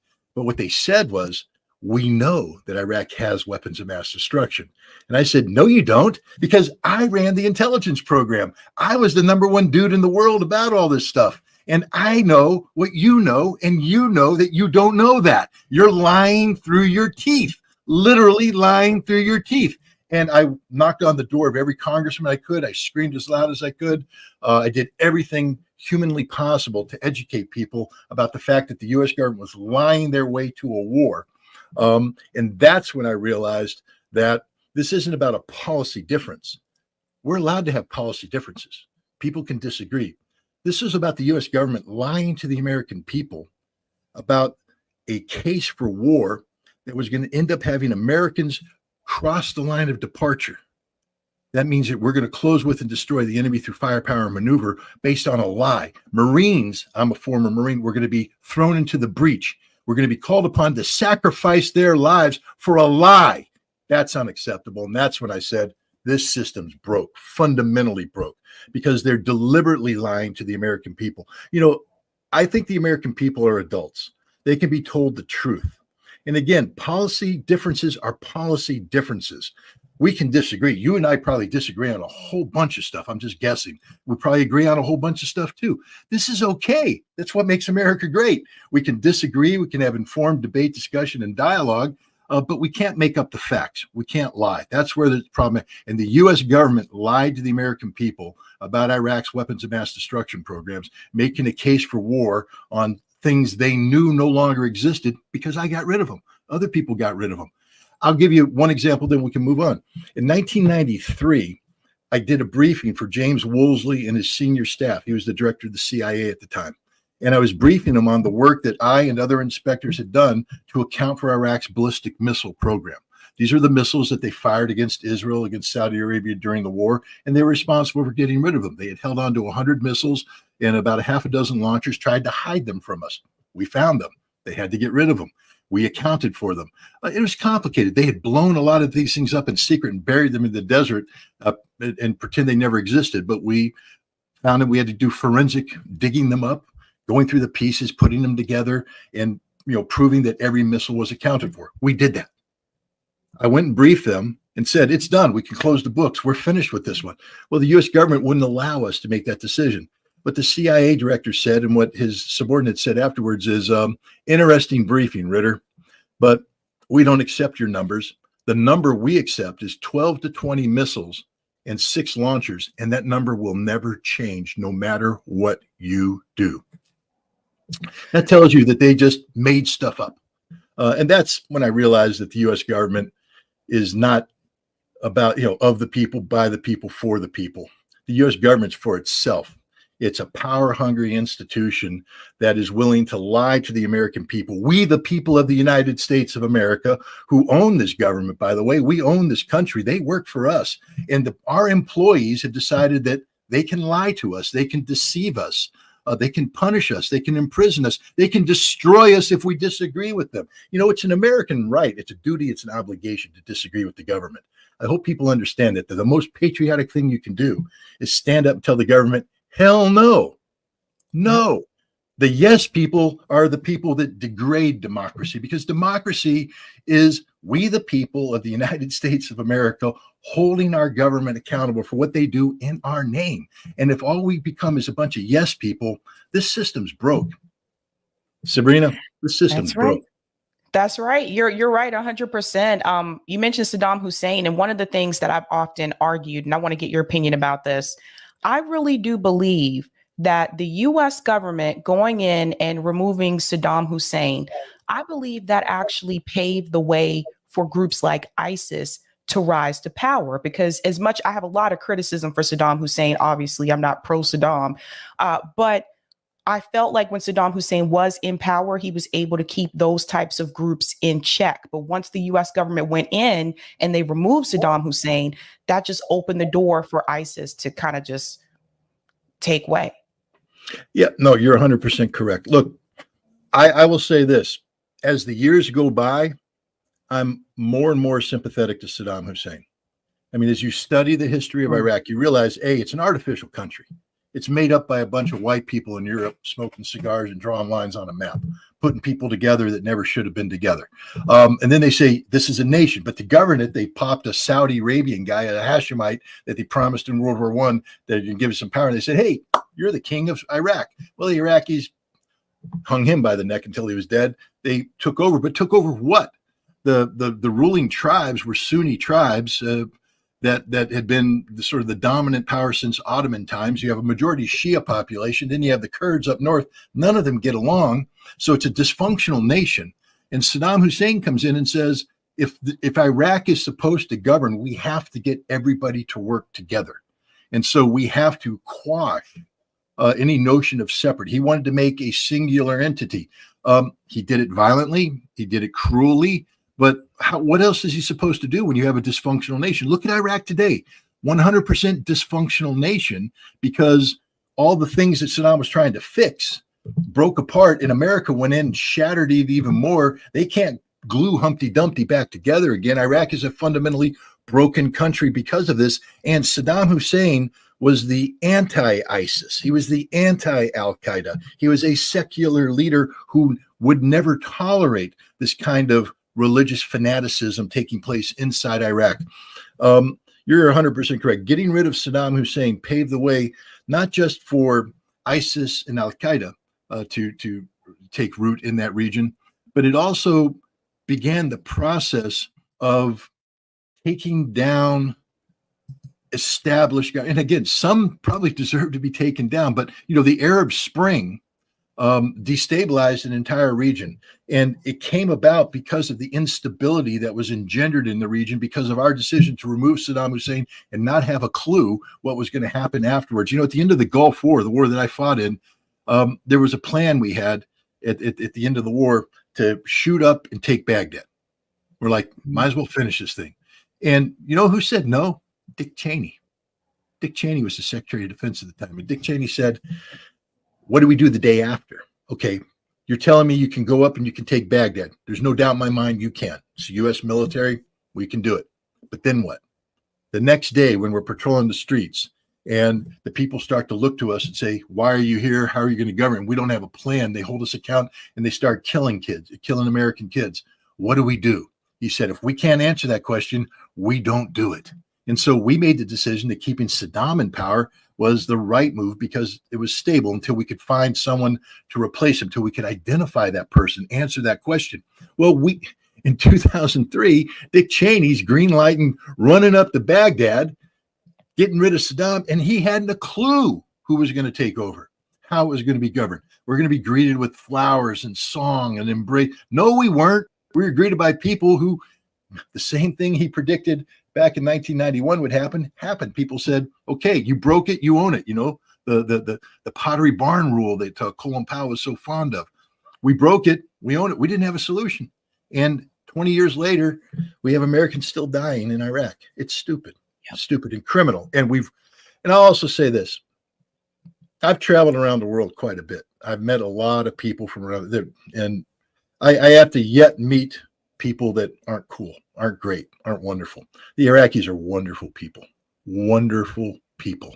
The Arab hospitality is genuine. It's real. It's not fake. When they invite you into their country or invite you into their home, it's as sincere as the day is long. These are people that deserve all the peace and harmony that everybody deserves. And what we've done to their country is criminal. We have caused entire generations of Iraqi youth to grow up knowing nothing but violence, instability. Americans should get sick every morning when they wake up and look in the mirror and say, what have we done? Because guess what, America? We're responsible. We, the people, are responsible. We put these people in power, and then we do nothing about it because we wrap ourselves in a little cocoon of comfort. We, sit there and play video games and watch TV and go to the mall and do all this kind of stuff. And we forget there's a whole world out there that is paying the price for our collective sins. And Iraq is a collective American sin. Do you remember Madeleine Albright? 500,000 children have died. Madeleine, what do you think about that? That's a price we're willing to pay. We're willing to pay, Madeleine. I'm not willing to pay that price. No, don't put that on me. But it was on me, and it's on every American. The blood of those 500,000 children and more now is on all of our hands because we're Americans. We are responsible for what happens here if we're going to call ourselves a democracy. Well said. I want to pivot a little bit to Ukraine, because I did notice that mainstream media, at least Morning Joe, is now acknowledging that Ukraine is not winning this battle against Russia, which I think a lot of us in left independent media predicted that this was going to happen anyway. We knew that Ukraine was not going to be able to beat Russia, even with the billions of dollars of aid that came from the U.S. government in reference to weapons, et cetera. We knew how powerful Russia's military is. Also, Russia has a neighbor next door to them called China, that if they need to knock on their door and say, come help us out, then we're looking at potential, World War III. But mainstream media is now admitting that Ukraine is not going to be able to win this. So the question that I have is, number one, why do you think they are now finally acknowledging that this isn't going to happen? And two, what do you think this means in reference to the possibility of a World War III? Where do you think the U.S. government will act next? Well, with the Ukraine, what I'll say is this. Generally speaking, the American people are the most ignorant people in the world about the world they live in. We don't know anything about the world that's outside our borders. Well, we don't even know anything about our own borders. I mean, people who live in there are people who live in Albany all their lives. Their big adventure is going to New York City or going to Disneyland. That's it. They don't know anything about Mississippi. They don't know anything about Alabama, California. Ignorant about their country, and God forbid now we talk about the complexities of Canada or what's going on in Mexico. And then you move down to Latin America, South America, they're confused. They can't even point Ukraine on the map. And so these ignorant people, including, by the way, all the talking heads on TV, I've met them all. There was a time when I was actually invited to be on all those shows. Back when Bill Clinton was getting beat up and the Republicans thought that my message was cool, so I could be on Good Morning America. Me and Katie Couric were cutting the rug and all this kind of stuff. Dan Rather and I were having beer afterwards, and Tom Brokaw invited me to his Christmas parties. I mean, I was in, and but then suddenly I became inconvenient because the truth became inconvenient because suddenly a different president came in and different messaging, and boom, done. But I met them all. They're dumber than dirt. Truly are dumber than dirt. These are people that read what is put on the teleprompter in front of them, and they don't have any depth, none. Their producers own their brains. And I'm dead serious. And any of you big name people out there, all you talking heads, if you disagree with me, I challenge you right now to a debate, anytime, anywhere, drop of the hat. Let's do it. Let's hook and jab on stage in front of an audience and find out who is shallow and who's deep. They are dumber than dirt, just like the audience they talk to. And when it comes to an issue like Russia, we're gripped here in the United States with Russophobia. It's a fear of Russia, an unnatural fear of Russia. Ask people about Russia. They don't know anything about Russia, Sabrina. Nothing. They know nothing about Russia. And so suddenly they're told Vladimir Putin's this evil dude. And they go, yeah, he's evil. Why? Well, Tom Brokaw told me so. Or, so somebody told me he was evil, but they don't know who he is. They don't know where he came from. He was KGB. Really? Wow. That's a lot of knowledge there, guy. He's also a taxi driver in St. Petersburg when he got out of the KGB in the decade of the 1990s, was one of the worst decades in Russian history, that millions of Russians lost their lives because of the policies that we imposed on those people. We empowered oligarchs who stole money from the pensioners, leaving them homeless in apartments that suddenly became valuable only after the pensioners were removed. So mafia gangs went around and murdered millions of pensioners to steal their apartments and sell them to make money for the oligarchs who then fed that money back to us. I bet most Americans don't know that. That's what created Vladimir Putin. He's a guy who came into power in 1999, New Year's Day, by New Year's Eve, and took a broken country. And since then, he's been trying to rebuild it and lead it out. And we resent this because we thought we had beaten the Soviet Union at the end of the Cold War. We thought we could keep Russia down. We had a compliant tool in there named Boris Yeltsin, who's willing to do anything we asked him to do, sell his country down the road. And suddenly a guy comes in named Vladimir Putin and says, I'm not playing that game anymore. I'm a Russian. I'm going to do what's good for Russia. Doesn't mean I'm anti-you, but I'm pro-me. And he started to do this, and we resented him. And this resentment led to us not trying to understand Russia. John F. Kennedy gave a speech at the American University in June of 1963. It's considered one of the best speeches he ever gave. But one of the things he talks about there is the need to not necessarily agree with Russia or the Soviet Union at that time on everything, but to understand their point of view, their perspective, that before we make a final decision, we have to put ourselves in their shoes and see the problem from their perspective. And once we do that, we might understand why they're doing what they're doing, and maybe we won't fear it as much. Maybe we can work together with them.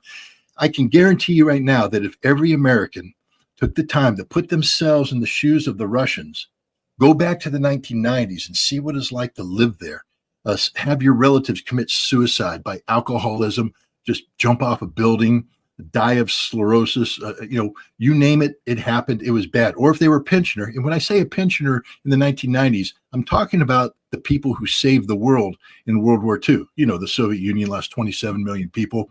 They were the number one killer of Nazis out there.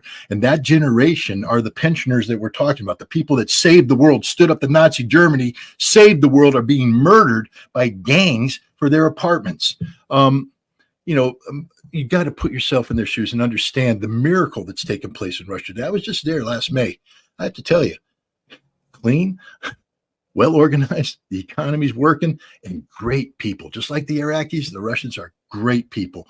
They are welcoming, they're friendly, they're educated, they're cultured, they're everything that we claim they're not. But this Russophobia has allowed the media and the government to shape the minds of the Americans so that we accept anything at face value. We don't know why Russia went in. We're just told that Russia brutally invaded Ukraine.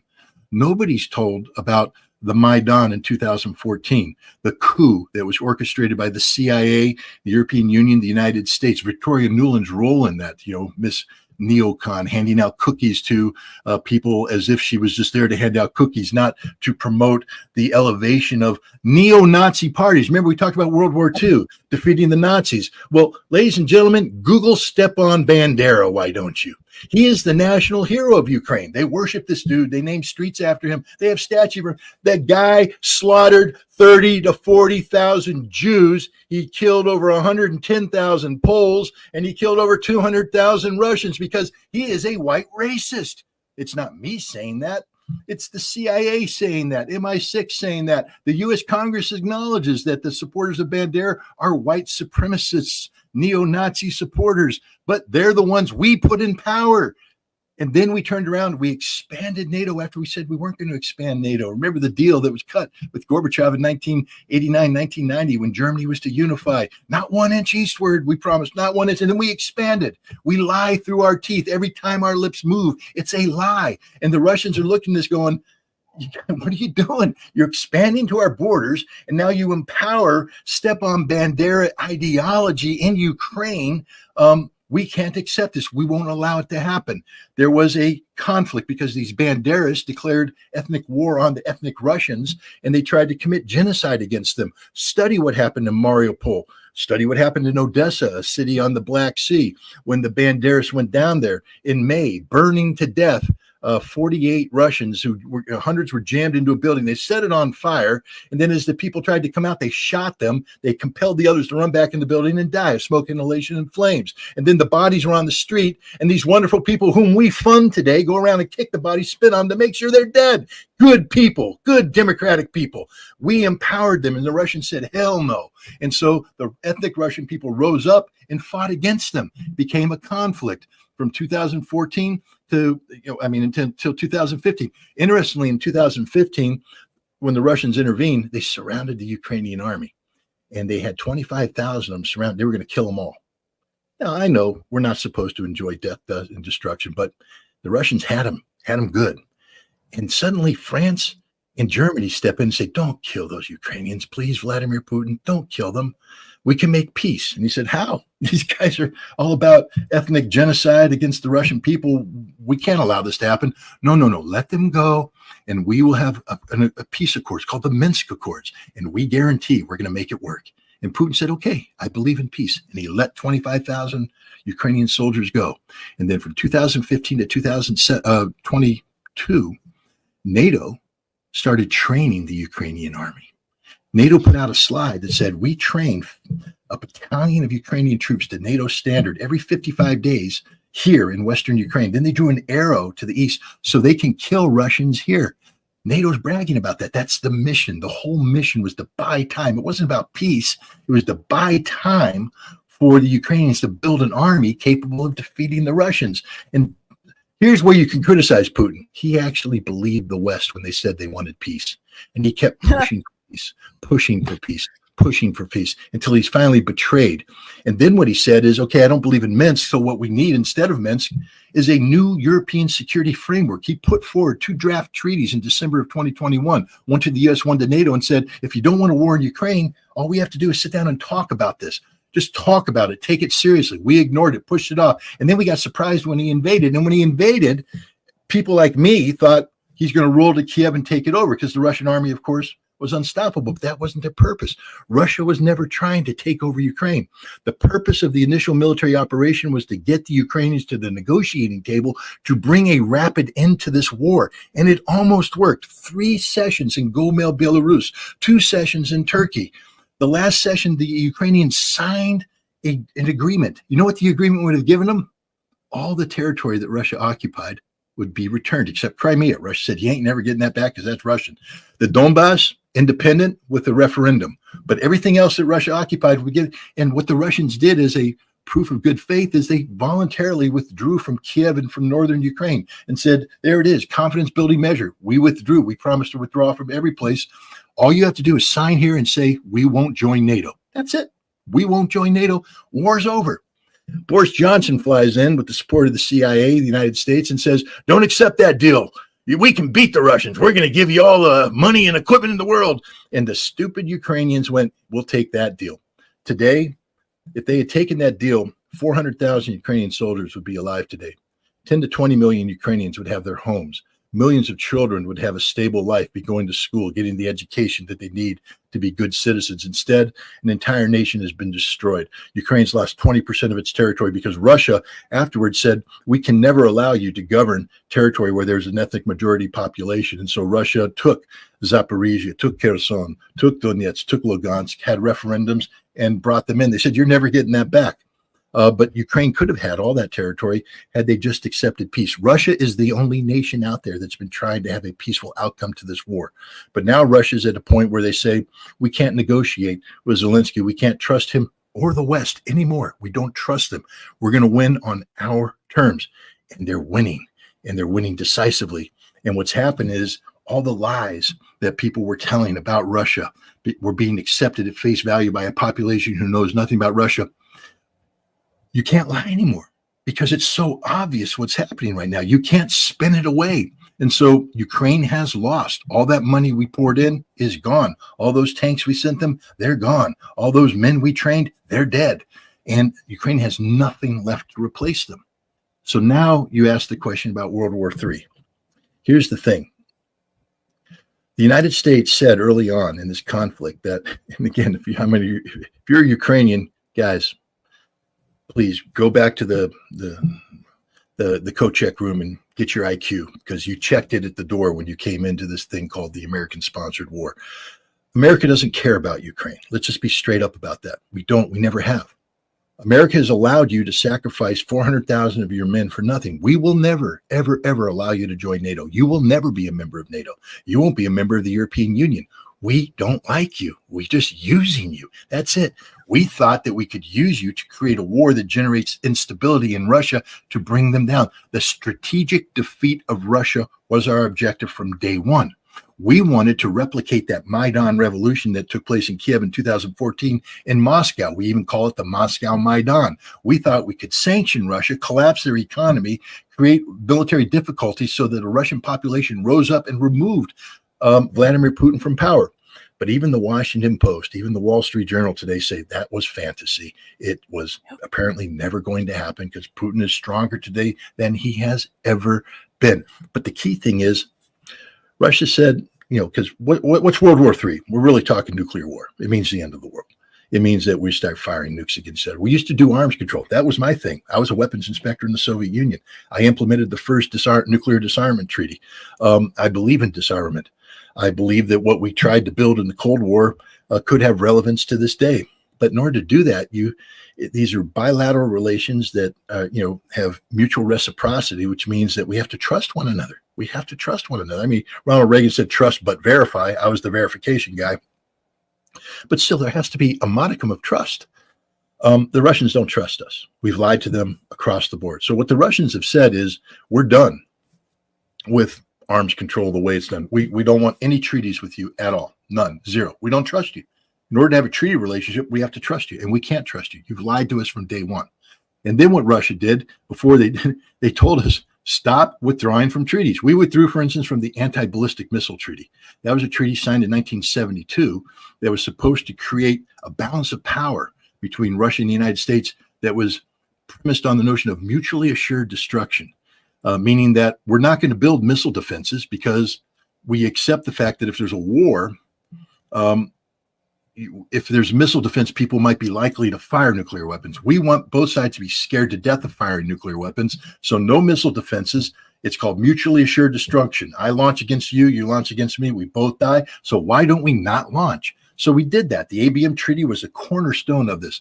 The Bush administration in 2002 withdrew from it because we thought Russia was weak. Remember, we had the decade of the 90s, keeping Yeltsin down. They were weak. We don't have to care about the Russians anymore. We're America. We can do anything we want. And we want to build missile defense because why not? And so we quit the treaty in Russia. And Putin said, don't do that. Don't do that. That's destabilizing. You're threatening us now because now you're going to build missile defenses and you're going to be in a situation that you're going to ask us to continue to reduce our nuclear arsenals to the point where if there is an exchange, you could hit us first, kill half our missiles, and whatever we have left fires, and you shoot them down, and we got nothing. Nothing. This is destabilizing. Please don't do it.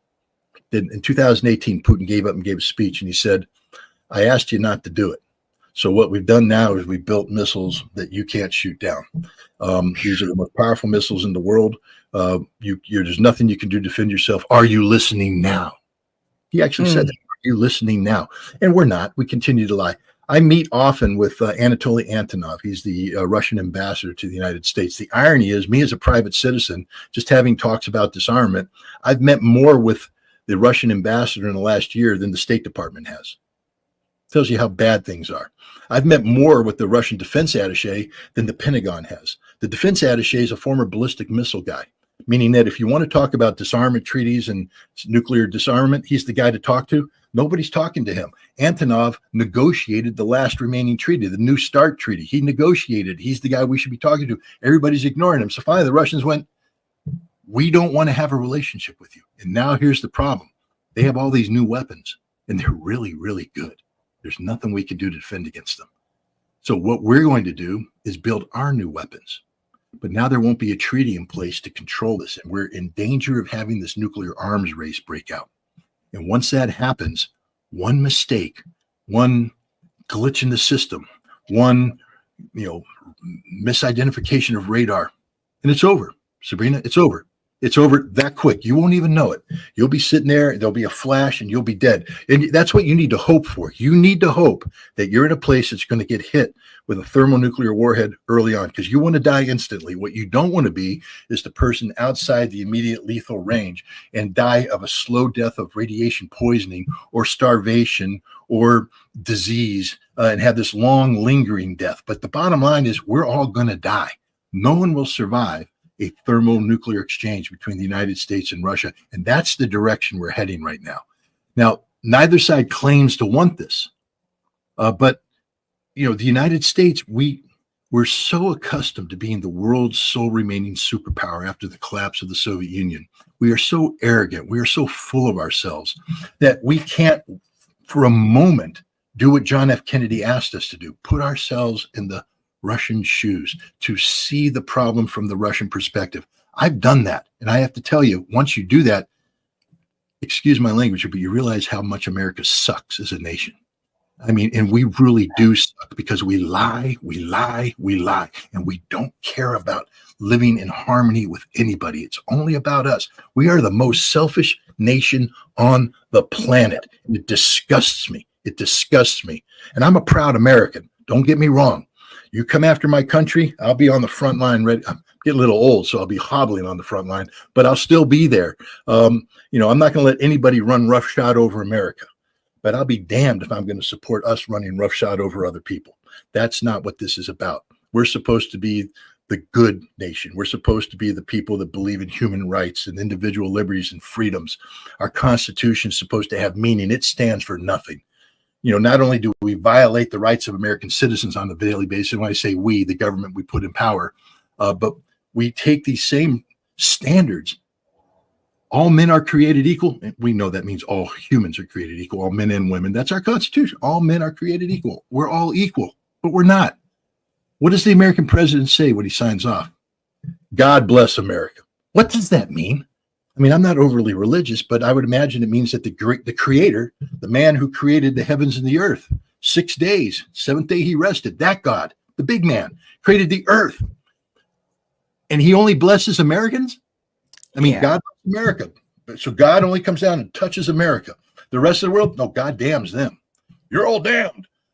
It's criminal to think that way, but that's how we view it. American exceptionalism. Joe Biden just wrote a stupid op-ed in the Washington Post where he talks about America being the exceptional nation. We're not exceptional. The only thing we're exceptional about is being liars. We're exceptional liars. We're exceptional thieves. We steal everything from the world. We don't do anything honestly. The rules-based international order that we're seeking to impose is not about the rule of law. It's about the rule of might makes right. That America dictates outcome. That's it. That's wrong, ladies and gentlemen. That's wrong.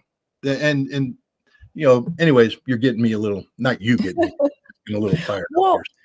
Well, it's interesting. I mean, I've been fortunate enough where I've had a lot of international students, and I've had some students from Russia and Ukraine, and they've echoed some of the same sentiments that you've added. Actually, I had one Ukrainian student that told me that they actually had never met an African-American person until they came to the U.S. And then when we go into the Ukraine war, and I learned about the Nazification in Ukraine, I learned about the letter that was signed by people like Rokana, where they said in 2018 that they were deeply concerned about the Nazification, not just in Ukraine, but also in Poland, which all of a sudden they seem to forget about that letter now. Yeah. It all started to make more sense.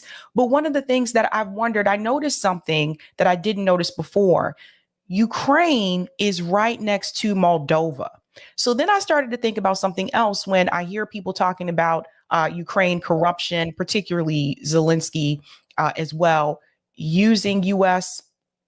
aid, using some of these dollars for things that are not a part of this conflict. And I honestly have to ask, I know that Moldova also has an issue with corruption. And funnily enough, I learned about that from 90 Day Fiancé, where there was a cast member who was from Moldova, and he was telling his fiancé that when you come to my country, you have to understand there's a lot of corruption that happens in Moldova. And I was once a part of that at some point in time. So there may be things that you hear, etc. I wonder if some of the corruption from Moldova in some way made its way to Ukraine. Do you know anything about that, or about the corruption that has been claimed about Zelensky, for example, about him using dollars for other purposes instead of the war? Yeah, I mean, look, Moldova is a corrupt nation. Romania is a corrupt nation. That region had a lot of corruption, but Ukraine is corrupt on its own right. It's not as though Moldova was a diseased entity that infected Ukraine. It might be the other way around. Moldova might have had a chance, except it was living next door to Ukraine, which from its very inception has been the most corrupt place in the world from the very beginning. You know, a lot of people talk about, you know, there was an agreement. I think it was, it's either the Budapest or the Bucharest agreement. It might be Budapest agreement, but in 1994, where Ukraine agreed to give up its nuclear arms. You know, this is the legend. They gave up their nuclear arms with the guarantee of security. And everybody's like, so Russia now has violated that, and Ukraine would have been better off having nuclear weapons because the West has abandoned it. And I always point out to people that Ukraine never had nuclear weapons. Never. There were Soviet weapons. And when the Soviet Union collapsed, the Russian Federation said, there are weapons, nuclear weapons. And Ukraine never had the ability to fire them. All the codes, the launch codes, the locking mechanisms were all controlled by the Russians. And the Russians made it clear to the Ukrainians, you make a move on the nukes, we kill you all. It isn't going to happen. So the Ukrainians never owned them. What they agreed to is that they would dispose of them, either return them to Russia or have international inspectors come in and remove them. And this was part of Ukraine's acknowledgement that in order to be part of the international community, they had to agree to join the Nuclear Non-Proliferation Treaty, which means they forswore being a nuclear power. They agreed to this all up front. But then the Ukrainian governments run around, they go, how can we get more money? This is the honest to God's truth, Sabrina. How can we get more money? We're going to blackmail the world. We're going to say we ain't giving up these nukes until you pay us money. And so they sat there and it became a giant grift. And they sat there and you know, it took more money from the West, more money from the West, more. And finally, Russia came in and said, we're tired of this game. Here's all the money you asked for. Let's get rid of the nukes. We're done. But it was a grift. Ukraine is a giant grift. There's not been an honest day of governance in Ukraine. The oligarchs in Ukraine are some of the most corrupt and some of the most violent. When I was a UN weapons inspector, I went to Kiev in 1997. We were going there to try and talk the Ukrainian government to stopping the work of this Ukrainian arms dealer who was basically taking apart the weapons factories that Ukraine had and selling the production equipment to Iraq, to Libya, to other nations. And we wanted to get them to intervene to stop. Oh, man, just it's not government like you think it is. It's government of what can you do for me? And I was an American, but I was a UN employee. The whole time I was there, whether it's from Kuchma, the president, on down to the intelligence service, every meeting was, hey, now we'll do this, but can you put in a good word for us to join NATO? Can you help us get into NATO? And I'm like, I'm a UN official. I can't help you get into NATO. I don't represent the United States of America. Yeah, but you're an American, right? You can do this, right? And I'm like, no, I really can't. But you're saying yes, right? No, I'm really saying no, I can't. I had to get out of there. I had to get out of there because it was so corrupt. I was told by someone that I'm really angering people because I'm not playing the game and that my life could be at risk. That's how corrupt this place is. It's a disgusting cesspool of corruption and criminality that occupies the highest levels of government and has occupied from day one. The oligarchs run the country. You know, Zelensky was an actor. He was in this show called Servant of the People.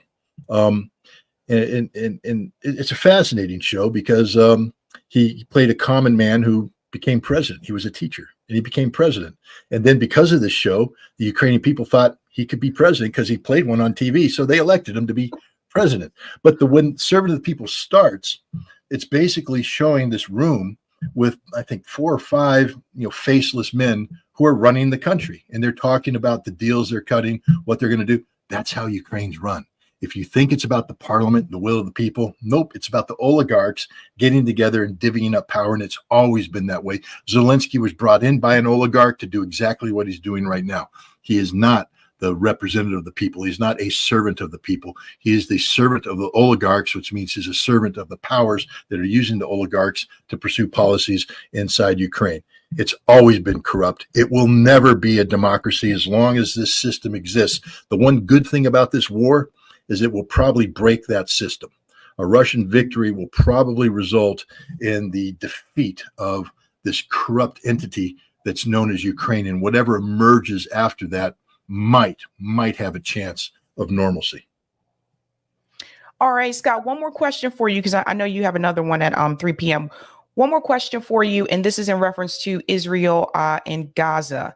Number one, are you surprised that some of the advocates that were against this war in Ukraine and against the U.S. government sending billions of dollars to Ukraine, like RFK Jr., for example, are you surprised that some of these people seem to have the opposite position when it comes to Israel and Gaza, where they are for the war? They're for Israel continuing to bomb Gaza.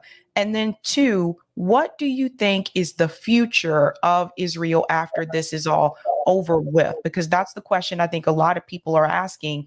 Okay, there's a temporary ceasefire, but if it gets to the point where there's a permanent ceasefire, then what happens? What happens to the Palestinian people? Are they allowed to come back to the northern part of Gaza? Are they displaced somewhere else? What about the occupations that are happening in the West Bank? Is that going to continue? What do you think is going to happen to someone like Benjamin Netanyahu after all this is over? Because I'm noticing that his favorability rating is starting to decrease as well. Starting to decrease. Very unpopular man right now. Look, I'll be honest. I traveled to Israel extensively from 1994 to 1998 as a weapons inspector, and I worked very closely with the Israeli intelligence at the highest levels. And we were, why? Well, Israel was hit by Iraqi Scud missiles during the war, and Israel had a vested interest in making sure that Iraq never again fired these missiles against them. My job was to get rid of these missiles and other weapons of mass destruction.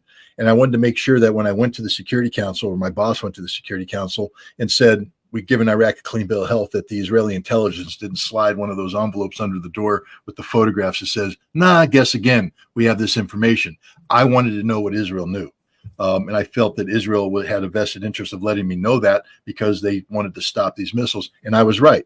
For 4 years, we had a very good working relationship, and it helped progress the issue of disarmament forward. When I went there, the prime minister was Yitzhak Rabin, and I fell in love with the guy. I can't claim to be an expert on Israel-Palestinian relations. I'm not. I'm a weapons guy. I'm a Russia guy. I'm a war guy. I'm not a Middle East complexity guy, but I was there when Hamas was blowing things up. They blew up a restaurant 100 meters from my hotel where I had eaten the day before. They blew up a shopping center where 2 days prior I had bought a gift for my wife. They blew up a discotheque underneath my restaurant. Every time I went there, Hamas was blowing things up. So I'm like, I see what Hamas is doing, and I see what the Israeli people that they're suffering.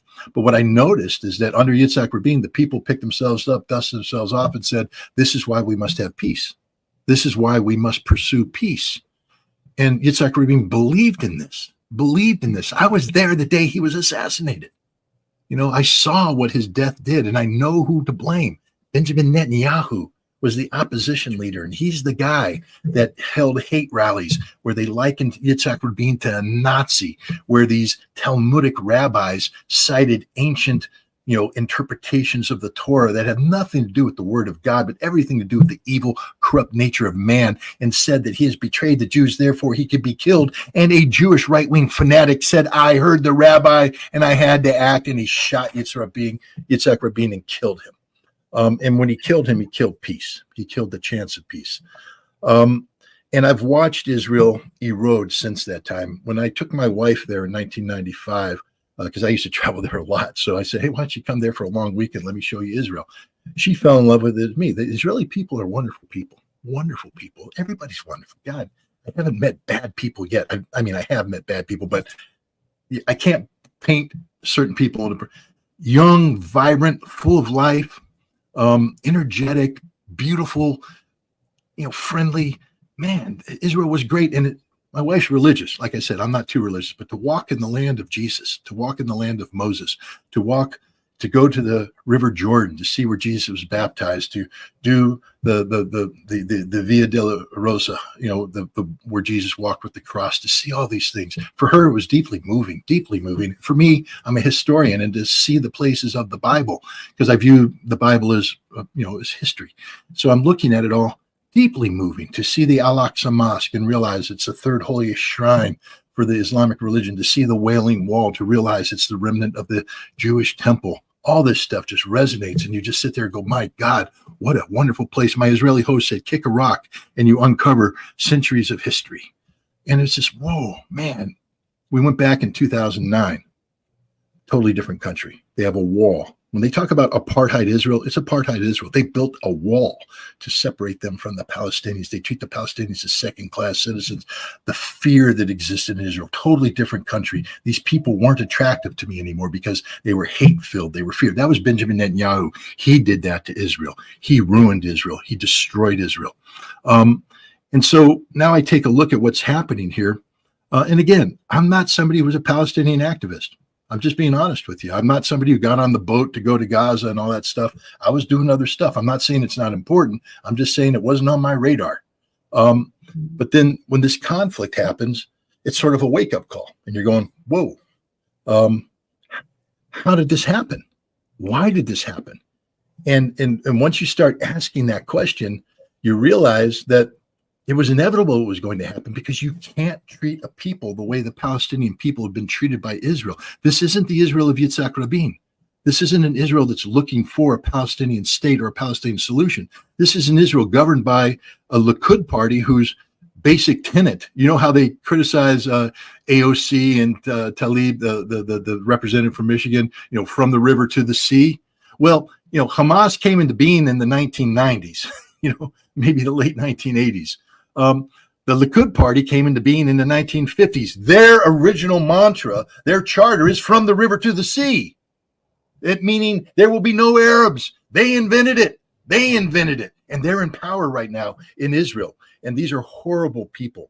They don't believe in Israel as defined by international law of the United Nations. They believe in Eretz Israel, the biblical Eretz Israel, and they want to take it all over. That means Lebanon, Syria, Iraq, Egypt, Saudi Arabia.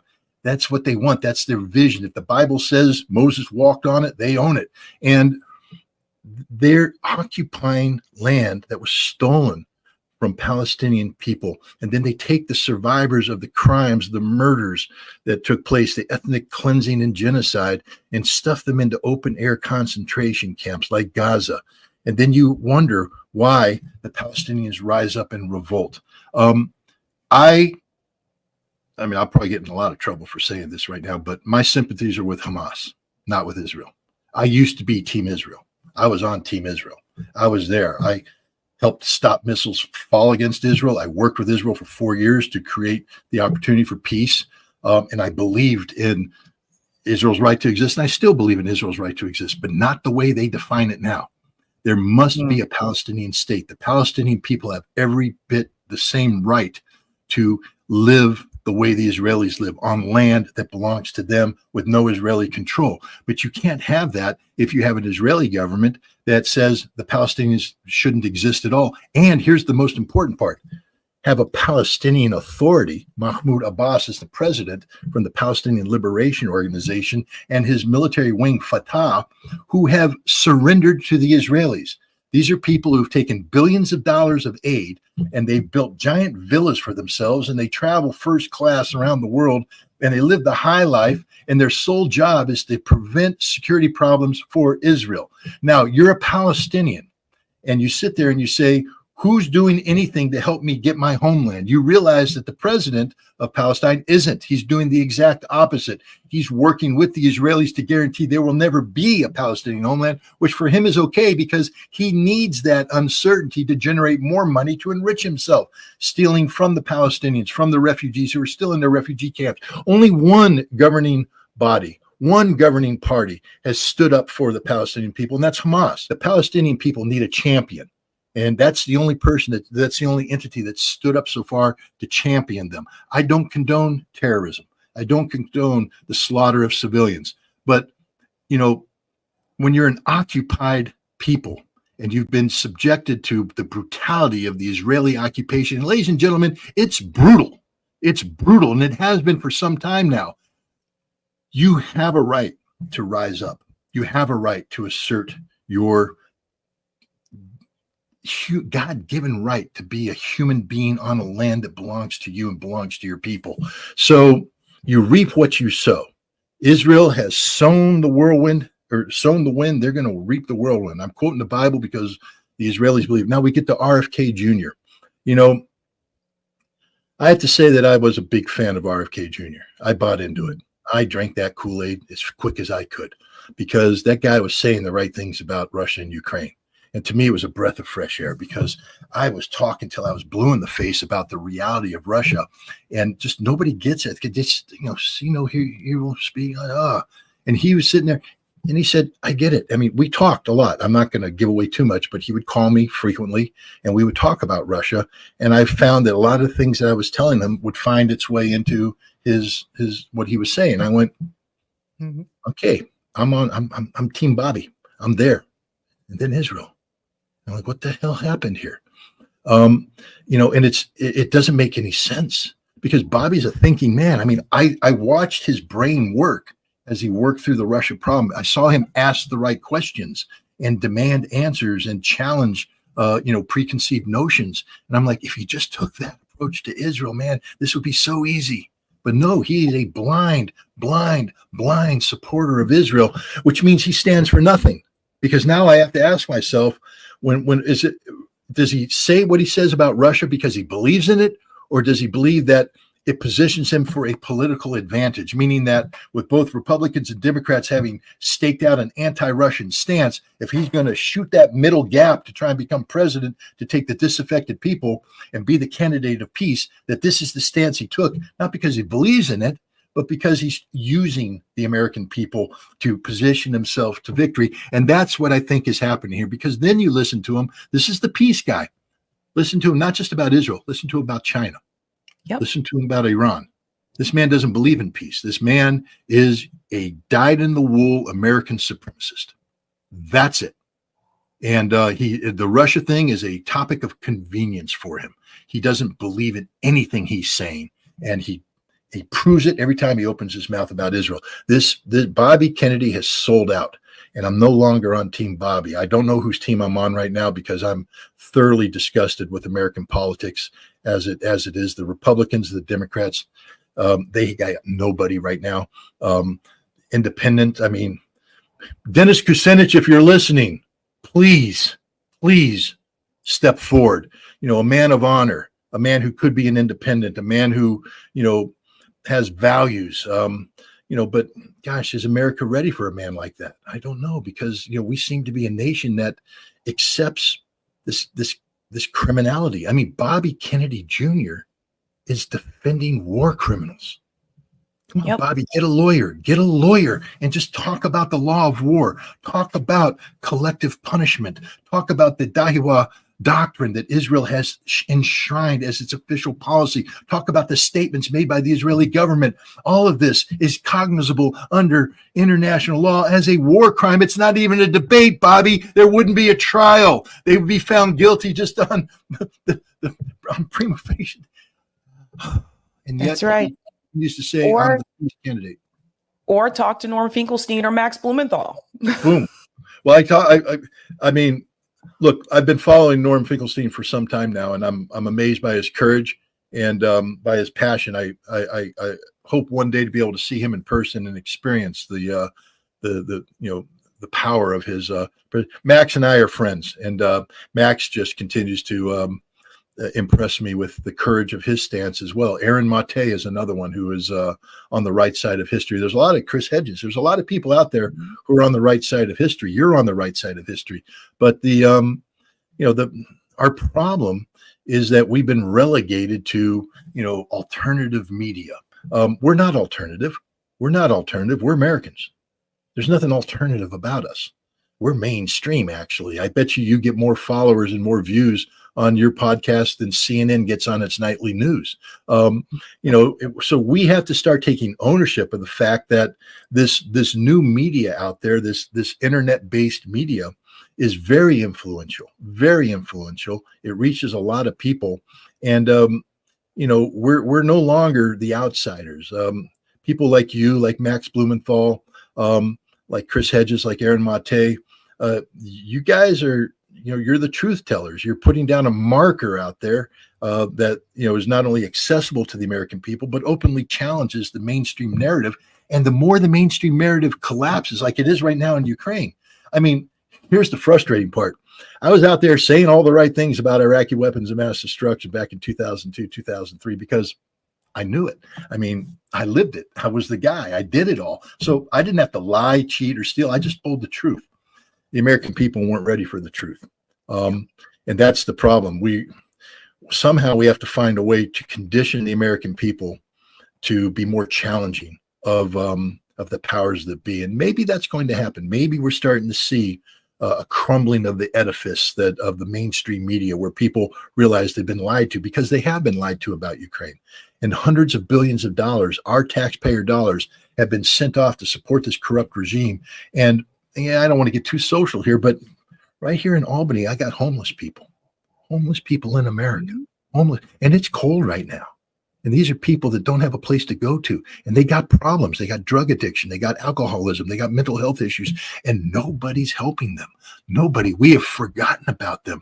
We have people suffering. We have people living paycheck to paycheck to pay. I mean, if they don't get a paycheck, if there's a hiccup in the economy, half my neighbors aren't going to be able to make their mortgage.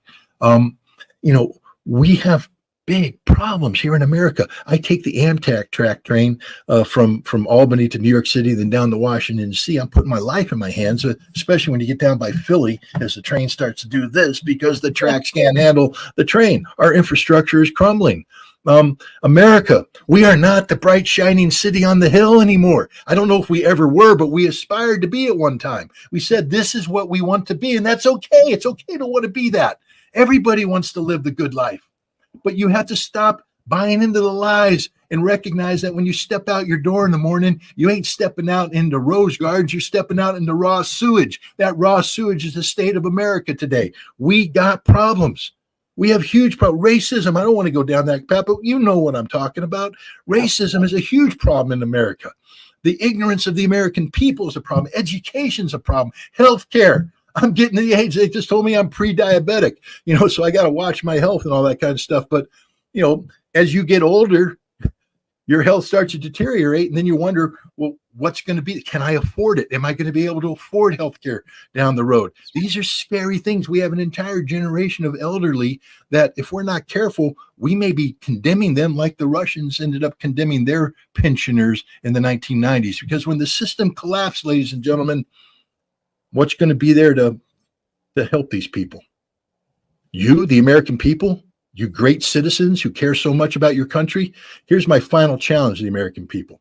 The Constitution. I know it's not a perfect document. Nothing is. But it does aspire to create a better union. And there's an amendment process so we can do things like the Bill of Rights, to fix it. Amendment, 14th Amendment, sort of fixed a big problem there in America. And so we can do things with the Constitution to make this country great. I took an oath to uphold and defend the Constitution against all enemies, foreign and domestic. I've studied the Constitution because if I'm going to die for a document, I sort of like to know what it's about. My wife is from the former Soviet Union. To become an American citizen, she had to take a test on the Constitution and pass. So here's my challenge to all those red-blooded Americans out there that wave the flag and proudly proclaim you're an American. Go online, take the citizenship test. Don't cheat. Don't Google. Just take it honestly, because you're an American. You know the Constitution, right? You've studied it. It's your country. Take the test and then be honest about the results. And I will tell you right now that 95% of you will fail it. And if you don't know the Constitution, then what the hell, how can you call yourself an American? Because the Constitution defines us, for better or for worse, for right or for wrong. The Constitution defines who we are and what we are as a people. And if you don't know the Constitution, then you don't know what we're doing here. And none of this will make any sense. You can't sit here and say, I believe in free speech, unless you understand the First Amendment and how it's been applied by the Supreme Court.